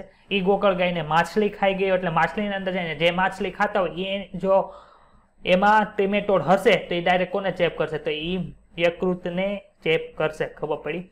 મેલેરિયા પરોપજીવી પણ 2 યજમાનો પર ફેલાવા માટે શું કરે? આધાર રાખે છે. કોણ કોણ છે? તો કે મચ્છર માટે એમાં કરવું પડે. મોટા ભાગના પરોપજીવો છે એ યજમાનને નુકસાન જ પહોંચાડે છે અને યજમાનની ઉત્તરજીવિતતા વૃદ્ધિ છે અને પ્રજનનમાં પણ ઘટાડો કરાવે છે. આપણને ખબર છે મેલેરિયા થઈ ગયો હોય તો આપણને ગમે કે તાવ આવે છે, બીમાર થઈ જાય એટલે એનો જે ગ્રોથ છે એ ઘટાડી દે. ઘણા એવા પરોપજીવી છે, આપણે જોયું હતું હાથી પગાનું જે કૃમિ હતું, ફિલારિયલ કૃમિ હતું, એ શું છે? પરોપજીવી છે. તો આપણે એવું જોયું હતું કે ઘણી વખત તે રિપ્રોડક્ટિવ ઓર્ગનને પણ ઇફેક્ટ કરે છે. આવું ભણ્યા હતા આપણે. તો એવી રીતે કઈ કઈ જગ્યાએ કરે છે? તો કે ઉત્તરજીવિતાને નુકસાન કરે છે, વૃદ્ધિને પણ નુકસાન કરે છે અને પ્રજનનમાં ઘટાડો કરાવે છે. એને લીધે શું થાય? વસ્તી વિસ્તાર ઘટી જાય છે. તેઓ યજમાનને શારીરિક રીતે કમજોર બનાવીને પરભક્ષણ માટે વધુ અસુરક્ષિત બનાવી શકે છે. શું કહેવા માંગે? તો કે યજમાનને શું કરે છે? શારીરિક રીતે કમજોર કરી નાખે છે. એટલે એ છે એ પોતાની ખાવાની હેબિટ છે એ બધી કેવી થઈ? બંધ થતી જાય. અને એ શું કરે? તો કે પરભક્ષણ માટે અસુરક્ષિત કરે છે. શું તમે એવું માનો છો કે એક આદર્શ પરોપજીવીને યજમાનને હાનિ પહોંચાડ્યા સિવાય વૃદ્ધિ પામવા માટે સક્ષમ થવું જોઈએ? પણ આદર્શ પરોપજીવી કોઈ દિવસ થાય? કેમ કે એનું પગલું જે છે એનું પોષણ મેળવવાનું છે એ ક્યાંથી શરૂઆત થાય? તો કે યજમાનને નુકસાન પહોંચાડવાથી જ શરૂ થાય છે. ત્યારે પ્રાકૃતિક પસંદગી આવા સંપૂર્ણ રીતે હાનિકારક પરોપજીવીઓનો વિકાસ શા માટે નથી કર્યો? સંપૂર્ણ રીતે હાનિકારક ન હોય એવો અહીં હાર્મલેસ લખ્યું છે. પ્રકૃતિ આવા સંપૂર્ણ રીતે હાનિકારક ન હોય એવા પરોપજીવીનો વિકાસ કેમ? કે આપણને ખબર છે આપણે જેટલા પરોપજીવી આપણા શરીરની અંદર આવે છે આપણને નુકસાન કરે છે કે નથી કરતા? નુકસાન કરે છે. એટલે ટોટલી હાર્મલેસ ઇંગ્લિશમાં સાચું લખ્યું પણ ગુજરાતીની અંદર ટ્રાન્સલેશનમાં ન લગાડતા ભૂલી. ખબર પડી? જો યજમાન સજીવ છે બાહ્ય સપાટી પર આહાર પૂર્તિ કરવા માટે રાખતો હોય તો એને શું કહેવાય? બાહ્ય પરોપજીવી કહેવાય. એટલે કે એક્ટોપેરાસાઇટ કહેવાય. તેનું પ્રસિદ્ધ ઉદાહરણ કોણ છે? તો કે મનુષ્યના વાળમાં જે જૂ રહેતી હોય, કૂતરા ઉપર જે બગા એટલે કે ટીક્સ રહેતી હોય. ઘણી સામુદ્રિક માછલીઓ બાહ્ય પરોપજીવી દ્વારા જે કોપેપોડ છે એના દ્વારા અસરગ્રસ્ત થાય છે. પછી અમરવેલ છે. અમરવેલ કેવી છે? તો કે વનસ્પતિઓની અંદર એક પરોપજીવી વનસ્પતિ છે. કઈ છે? અમર. કોણ છે? અમરવેલનું ઇંગ્લિશ નામ યાદ રાખજો, કર્સકટા છે. શું છે? અમરવેલ ઘણી જગ્યાએ છે ને તમે ઘરે બધાએ ફેશનમાં ઉગાડેલું હોય. કેવી હોય ખબર છે? અમરવેલ આવી રીતે પીળા કલરના તાતણા હોય એના. હા સર. આ રીતનું જોવા મળે છે ઘણી જગ્યાએ. જે સામાન્યતઃ વાળમાં ઉગતી વનસ્પતિ ઉપર વૃદ્ધિ પામે છે. પોતે ઉગતી નથી પણ એ પોષણ ક્યાંથી મળે? તો કે એ પરોપજીવી શું કામ બની? તો કે જ્યારે ઉદ્વિકાસ પામતી હતી ને ત્યારે એ ક્લોરોફિલ જવા દીધું. હવે ક્લોરોફિલ જવા દીધું એટલે હવે જીવવા માટે એને શું કરવું પડે? તો કે પરોપજીવી તરીકે રહેવું પડે. ઉદ્વિકાસ દરમિયાન તેને હરિતદ્રવ્ય અને પર્ણો છે એ ગુમાવી દીધા હતા. તે યજમાન વનસ્પતિઓ પર પોષણ મેળવે છે અને તેનું પરોપજીવીપણું છે. માદા મચ્છરને પરોપજીવી માનવામાં આવતો નથી, તેમ છતાં પ્રજનન માટે તેને આપણા લોહીની જરૂર શું કામે પડે છે? એટલે કે પ્રજનન માટે આપણા લોહીની જરૂર પડે છે. શું તમે સમજાવી શકો છો શા માટે? આ કારણ આપણે કીધું હતું. હા સર. ક્લિયર બધાને? ચેપ્ટર નંબર 8 માં કીધું હતું. મચ્છરને ખોરાક કોણ છે? તો કે ખેતરની અંદર જે પાંદડા હોય તે. એટલે ખેતરની અંદર મચ્છર વધુ જોવા મળે. પરંતુ એને લોહીની જરૂર શું કામ પડે? તો કે અહીં જો લખ્યું છે પ્રજનન માટે. કેમ કે એનું બેબી જે વિકાસ પામશે, એનું જે અંદર જે એનું સંતતિ જે વિકાસ પામશે એની માટે શેની જરૂર પડે? તો કે પોષણ એટલા માટે એ લોહી પીવે છે. તેની વિરુદ્ધ ક્યાં છે બીજા? તો કે અંતઃપરોપજીવી છે, જે યજમાન શરીરના વિવિધ સ્થાનોની અંદર રહે છે, જેવા કે યકૃત છે, કિડની છે, ફેફસા છે, આરબીસી ની અંદર આપણે જોયા હતા ને પ્લાઝ્મોડિયમ રહેતા હતા, યાદ આવે છે, તોડતા હતા. તેમના અત્યંત વિશિષ્ટીકરણને કારણે અંતઃપરોપજીવીનું જીવનચક્ર છે ખૂબ જ જટિલ હોય છે. તેના બાહ્ય આકારકીય અને અંતસ્થ રચનાકીય લક્ષણો અત્યાધિક સરળ છે, છતાં પણ તેમની પ્રજનન શક્તિને બળ આપે છે. આપણે જોયું કે જે પરોપજીવી છે એ કેવું કરે છે, તો કે જે જરૂરનું છે એને રાખે છે, બાકી બધું કાઢી નાખે છે, બાકી બધું જે છે એ વિલુપ્ત કરી નાખે. આવું જોયું હતું હમણાં આપણે. તો એના આધારે શું થાય છે, તો કે એની રચના છે સરળ થઈ જાય, પરંતુ બીજું શું જોવા મળશે, એની જે પ્રજનન શક્તિ છે એ ખૂબ જ વધારે હોય છે. આપણે ઉપરના જે 4 લક્ષણો જોયા તેમાં જોયું હતું ને કે ચૂસકો વિકસાવે છે અને જે પ્રજનન શક્તિ છે એને વધારી દે છે, સંવેદી અંગો છે એને ગુમાવી દે છે. આવું જોયું હતું. પક્ષીઓની અંદર એક પેરાસાઇટિઝમ જોવા મળે છે. કઈ રીતે? તો કે આપણને ખબર છે કોયલ છે ઈંડા ક્યાં મૂકવા જાય? કાગડાના માળામાં મૂકવા જાય. એને શું કહેવાય છે? તો એને બ્રૂડ પેરાસાઇટિઝમ કહેવાય છે. શું કહેવાય? બ્રૂડ પેરાસાઇટિઝમ. આ યાદ રાખજો, બ્રૂડ પેરાસાઇટિઝમ એટલે શું?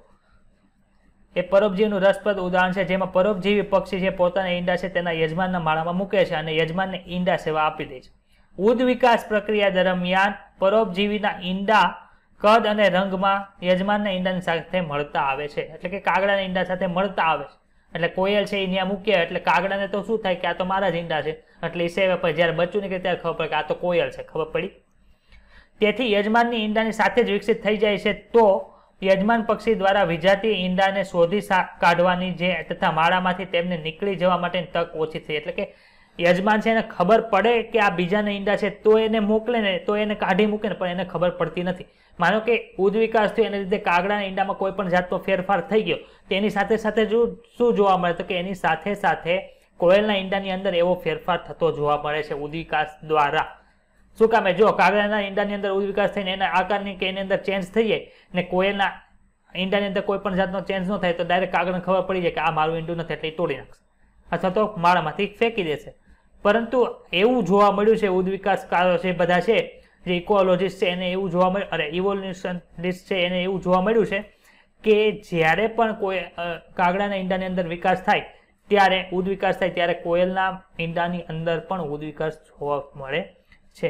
તમારી આસપાસના ઉદ્યાનમાં પ્રજનન ઋતુ એટલે કે વસંત ઋતુથી ગ્રીષ્મ ઋતુ, સ્પ્રિંગ ટુ સમરની અંદર જાઓ ત્યારે કોયલની ગતિવિધિઓને અનુસરો અને અનપરોપજીવીની ક્રિયા થતી જો. ભાઈ અત્યારે ટાઈમ નથી, અત્યારે અમે નીટ કરવાની છે, એટલે અમે જોવાની છે, પણ તમે કહો છો એટલે અમે સાચું માની લઈશ. ક્લિયર બધાને એટલું?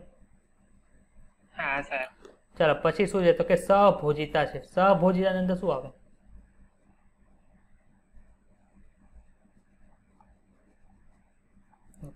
સહભોજિતાની અંદર શું થાય છે?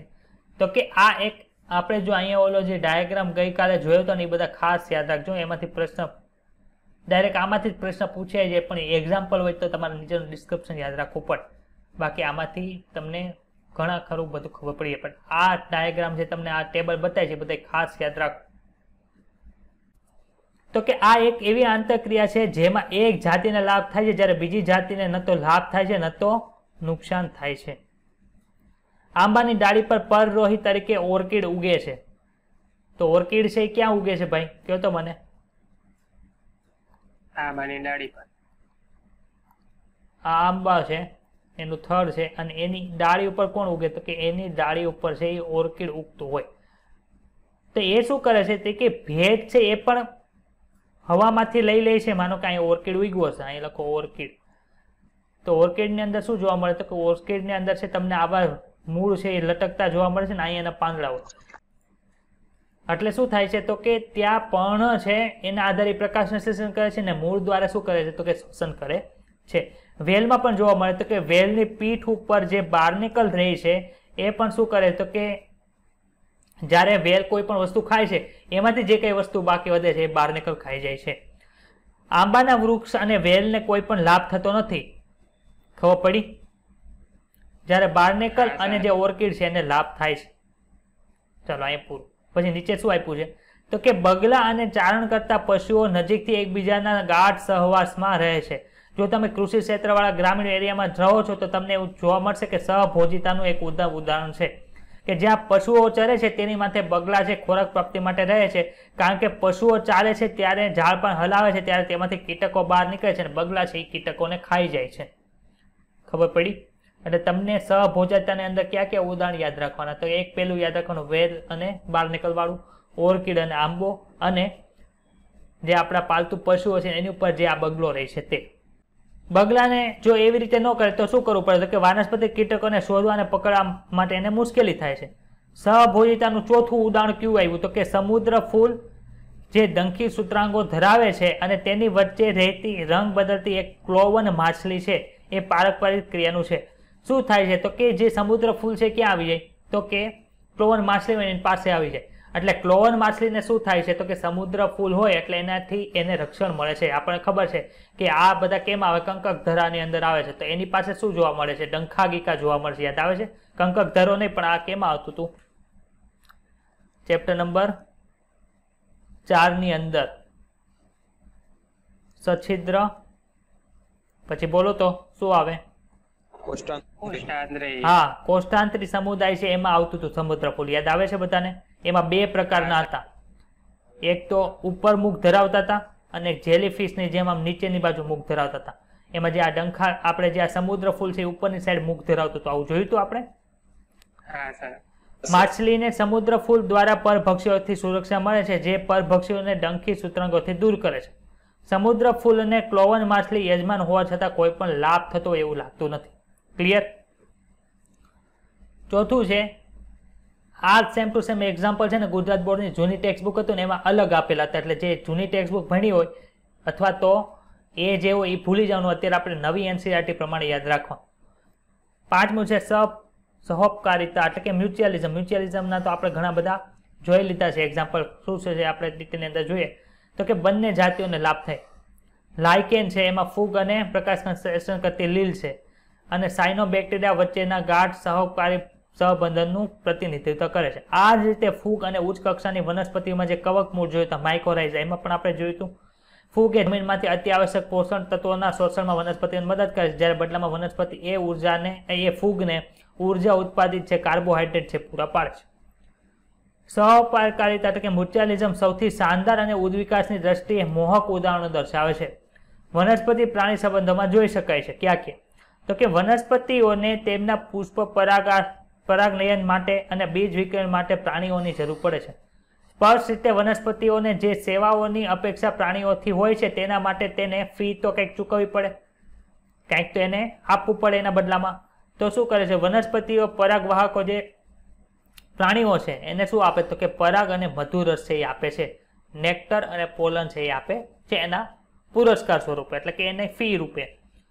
તથા બીજ વિકિરણોને રસા અને પોષક ફળોના સ્વરૂપમાં પુરસ્કાર અથવા તો કર અર્પણ કરે છે. પરંતુ સહોપકારી એવા પારસ્પરિક લાભકારી તંત્રોને છેતરનારા કે દગાખોરો સામે સુરક્ષા પણ હોવી જોઈએ. ઉદાહરણ તરીકે પ્રાણીઓ જે પરાગનયનમાં સહાયતા કર્યા વગર જ મધ ચોરી જાય છે. ઘણી વાર એવું થાય ને કે આપણને મધમાખી છે, મધમાખી શું કરે? તો કે મધ એકત્રિત કરે છે, પણ આપણને એ પણ ખબર છે કે ફૂલની અંદર જે પરાગરજ છે એમાં ચોટી જાય એના પગની અંદર, એના શરીરની અંદર. જ્યારે બીજા ફૂલ ઉપર મધ એકઠું કરવા આવે તો ન્યા શું થશે? તો કે ન્યા છે એ પરાગરજ પડી જશે, અને એ પરાગરજ પડી જાય એને લીધે આપણે આખું જે કઈ રીતનું ફલન થાય છે આપણે જોઈ લીધું છે, ભણી ગયા બધા ચેપ્ટર 2 ની અંદર. હા સર. પણ ઘણી વાર એવું થાય કે એમાંય પણ ચોર હોય, પરાગરજ ન લઈ જાય ખાલી મધ ચોરીને વૈયા જાય. એટલે એના સામે એવી વનસ્પતિમાં છે શું હોવું જોઈએ? તો કે સુરક્ષા હોવી જોઈએ. હવે તમે જોઈ શકો છો કે વનસ્પતિ પ્રાણી પારસ્પરિક ક્રિયામાં ઘણીવાર સહકારીઓનો સહ ઉદ્વિકાસ છે શા માટે સમાવિષ્ટ છે? એટલે કે શું કહેવા માંગે છે? તો કે જો નીચે આપ્યું છે એટલે કે પુષ્પ અને તેની પરાગવાહક જાતિઓનો ઉદ્વિકાસ એકબીજા સાથે મજબૂતાથી જોડાયેલો હોય. અંજીર વૃક્ષની ઘણી જાતિઓમાં ભમરીની પરાગવાહક જાતિઓ સાથે એકબીજાનો મજબૂત સંબંધ છે. કઈ રીતે? તો કે જો ઉપર બતાય છે. શું આપ્યું છે? તો કે અંજીર વૃક્ષ અને ભમરી વચ્ચેનો સહકારી સંબંધ, એટલે કે ભમરી દ્વારા પરાગિત અંજીર પુષ્પ છે પેલું જે છે આ ભમરી બતાય જ બધાને. હા સર. શું કરે છે? એનું જે પુષ્પ છે એને ફલન કરે છે. હવે આ ભમરી શું કરે છે? એ પુષ્પની અંદર તે ઈંડા મૂકી દે છે. એ પુષ્પની અંદર જ તે શું કરે છે? ઈંડા મૂકી દે છે. અને અંજીર ફળમાં ભમરી દ્વારા મૂકવામાં આવેલા ઈંડા છે એમાંથી શું થાય તો કે આ જો કેટલા બધા બચ્ચા બહાર નીકળ્યા બતાવી બધાને. હા સર. એટલે જે કાચું અંજીર હોય ને કાચું અંજીર અમુક ફ્રૂટ આવે ખબર છે પેલા ફ્રૂટ હોય ને એમાંથી પછી ડ્રાય ફ્રૂટ બનાવે એવી રીતે એટલે આ અંજીર હોય હજી વૃક્ષ ઉપર હોય ત્યારે ખાઈ નહીં લેવાનું. એ અંજીર છે એ ડાયરેક્ટ ડ્રાય ફ્રૂટ સ્વરૂપે હોય ત્યારે ખાવાનું. ખબર પડી હુકામે? કેમ કે એની અંદર શું હોય ભમરીના ઈંડા જોવા મળે એટલે તમે જો ડાયરેક્ટ આમને ખાઈ જાવ ને લગભગ હમણાં જ તે મારા ઘરે આ લાવ્યા હતા એટલે લગભગ 5 થી 6 મહિના બેંગ્લોરથી લાવ્યા હતા તો ત્યારે આ તો આપણને ખબર હોય એટલે ડાયરેક્ટ મેં પછી ના પડી કે આ ખવાય નહીં ને મેં પછી આમ ઇન્સિઝન એટલે થોડુંક કટ કરીને એની અંદર જોયું એટલે ડાયરેક્ટ તમને આ ઈંડા જોવા મળે અને ઈયળું પણ આની અંદર જોવા મળે એટલે કાચું અંજીર છે એ ખાવા નહીં. ડ્રાયફ્રૂટની અંદર જે અંજીર આવે એ ખાવા. ખબર પડી? હા સર. એનો અર્થ એ છે કે કોઈ આપવામાં આવેલ અંજીર જાતિ ફક્ત તેના સાથી ભમરી જાતિ દ્વારા જ પરાગિત થઈ શકે છે અને ભમરીની બીજી જાતિ દ્વારા પરાગિત થઈ શકતી નથી. હવે આપણને ખબર છે કોઈ સ્પેસિફિક ભમરી છે એ જ ત્યાં જવાની શું કામ ઈંડા મૂકવા એટલે એના દ્વારા પરાગિત થાય. બાકી બીજા કોઈ પણ ભમરીની જાત છે એ ત્યાં ઈંડા મૂકવા જવાનું નથી એટલે એના દ્વારા એ પરાગિત થાય ને એટલે બે છે કેવી રીતે ગાઢ રીતે જોડાય. અંજીર છે એને પરાગિત થવું હોય તો આ જ ભમરીની જરૂર પડે ને ભમરીને ઈંડા મૂકવા હોય તો એ અંજીરના પુષ્પમાં જ જાય બાકી બીજે જઈ શકે નહીં. માદા ભમરી છે એ ફળનો ઉપયોગ માત્ર અનિક્ષેપણ માટે જ કરતી નથી પરંતુ ફળની અંદર જ વિકાસ પામવા માટે બીજનો ડીંભોના પોષણ માટે પણ ઉપયોગ કરે છે. ખબર પડી? ત્યાં ખાલી ઈંડા મૂકવા નથી ચાહતી પણ હવે એને પોષણ તો મળવું જોઈએ ને જેટલા એના અંદર બચ્ચા વિકાસ પામશે એનો પોષણ પણ ક્યાંથી મેળવે છે એ અંજીરમાંથી મેળવે છે. ઈંડા મૂકવા માટે ઉચિત સ્થાનની શોધ કરતા ભમરી એ અંજીર પુષ્પ વિન્યાસને પરાગિત કરે છે. તેના બદલામાં અંજીર છે એ કેટલાક વિકસતા બીજને ભમરીના વિકાસ પામતા ડીંભો માટે ખોરાક તરીકે અર્પે છે. ખબર પડી બધાને? હા સર. ચાલો હવે છેલ્લો ટોપિક છે આનો કે ઓર્કિડ વનસ્પતિ એ પુષ્પીય ભાતોની આશ્ચર્યચકિત કરતી વિવિધતા દર્શાવે છે. કઈ વનસ્પતિ? ઓર્કિડ વનસ્પતિ છે. આપણે હમણાં ઓર્કિડ જોયું હતું ને આ કયું ઓર્કિડ છે ભાઈ? આ ઓર્કિડ છે એનું નામ ઓર્ફિસ ઓર્કિડ છે. શું છે? ઓર્ફિસ ઓર્કિડ. એમાં શું જોવા મળે જો હુકામે આશ્ચર્યચકિત કરતી વિવિધતા દર્શાવે છે તો કે એમાં ઘણી સાચા પરાગવાહી કીટકોને આકર્ષિત કરવા માટે વિકસિત થઈ છે અને જેના દ્વારા સુનિશ્ચિત ખાતરીપૂર્વકનું પરાગનયન થઈ શકે છે. આ ઓર્કિડ છે એ પુરસ્કાર પ્રદાન કરતા નથી એટલે કંઈ આપતા નથી. મધમાખીને કાંઈ આપતા નથી.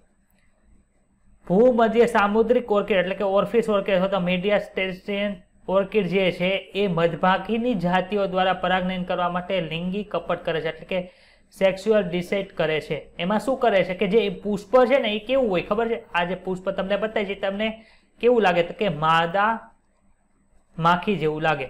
એટલે શું થાય ભમરો છે એનાથી આકર્ષાય અથવા તો જે માખી છે મધમાખી છે એનાથી આકર્ષાય. જો અહીં લખ્યું છે બમ્બલ બીસ યાદ આવે બતાવી બધાને.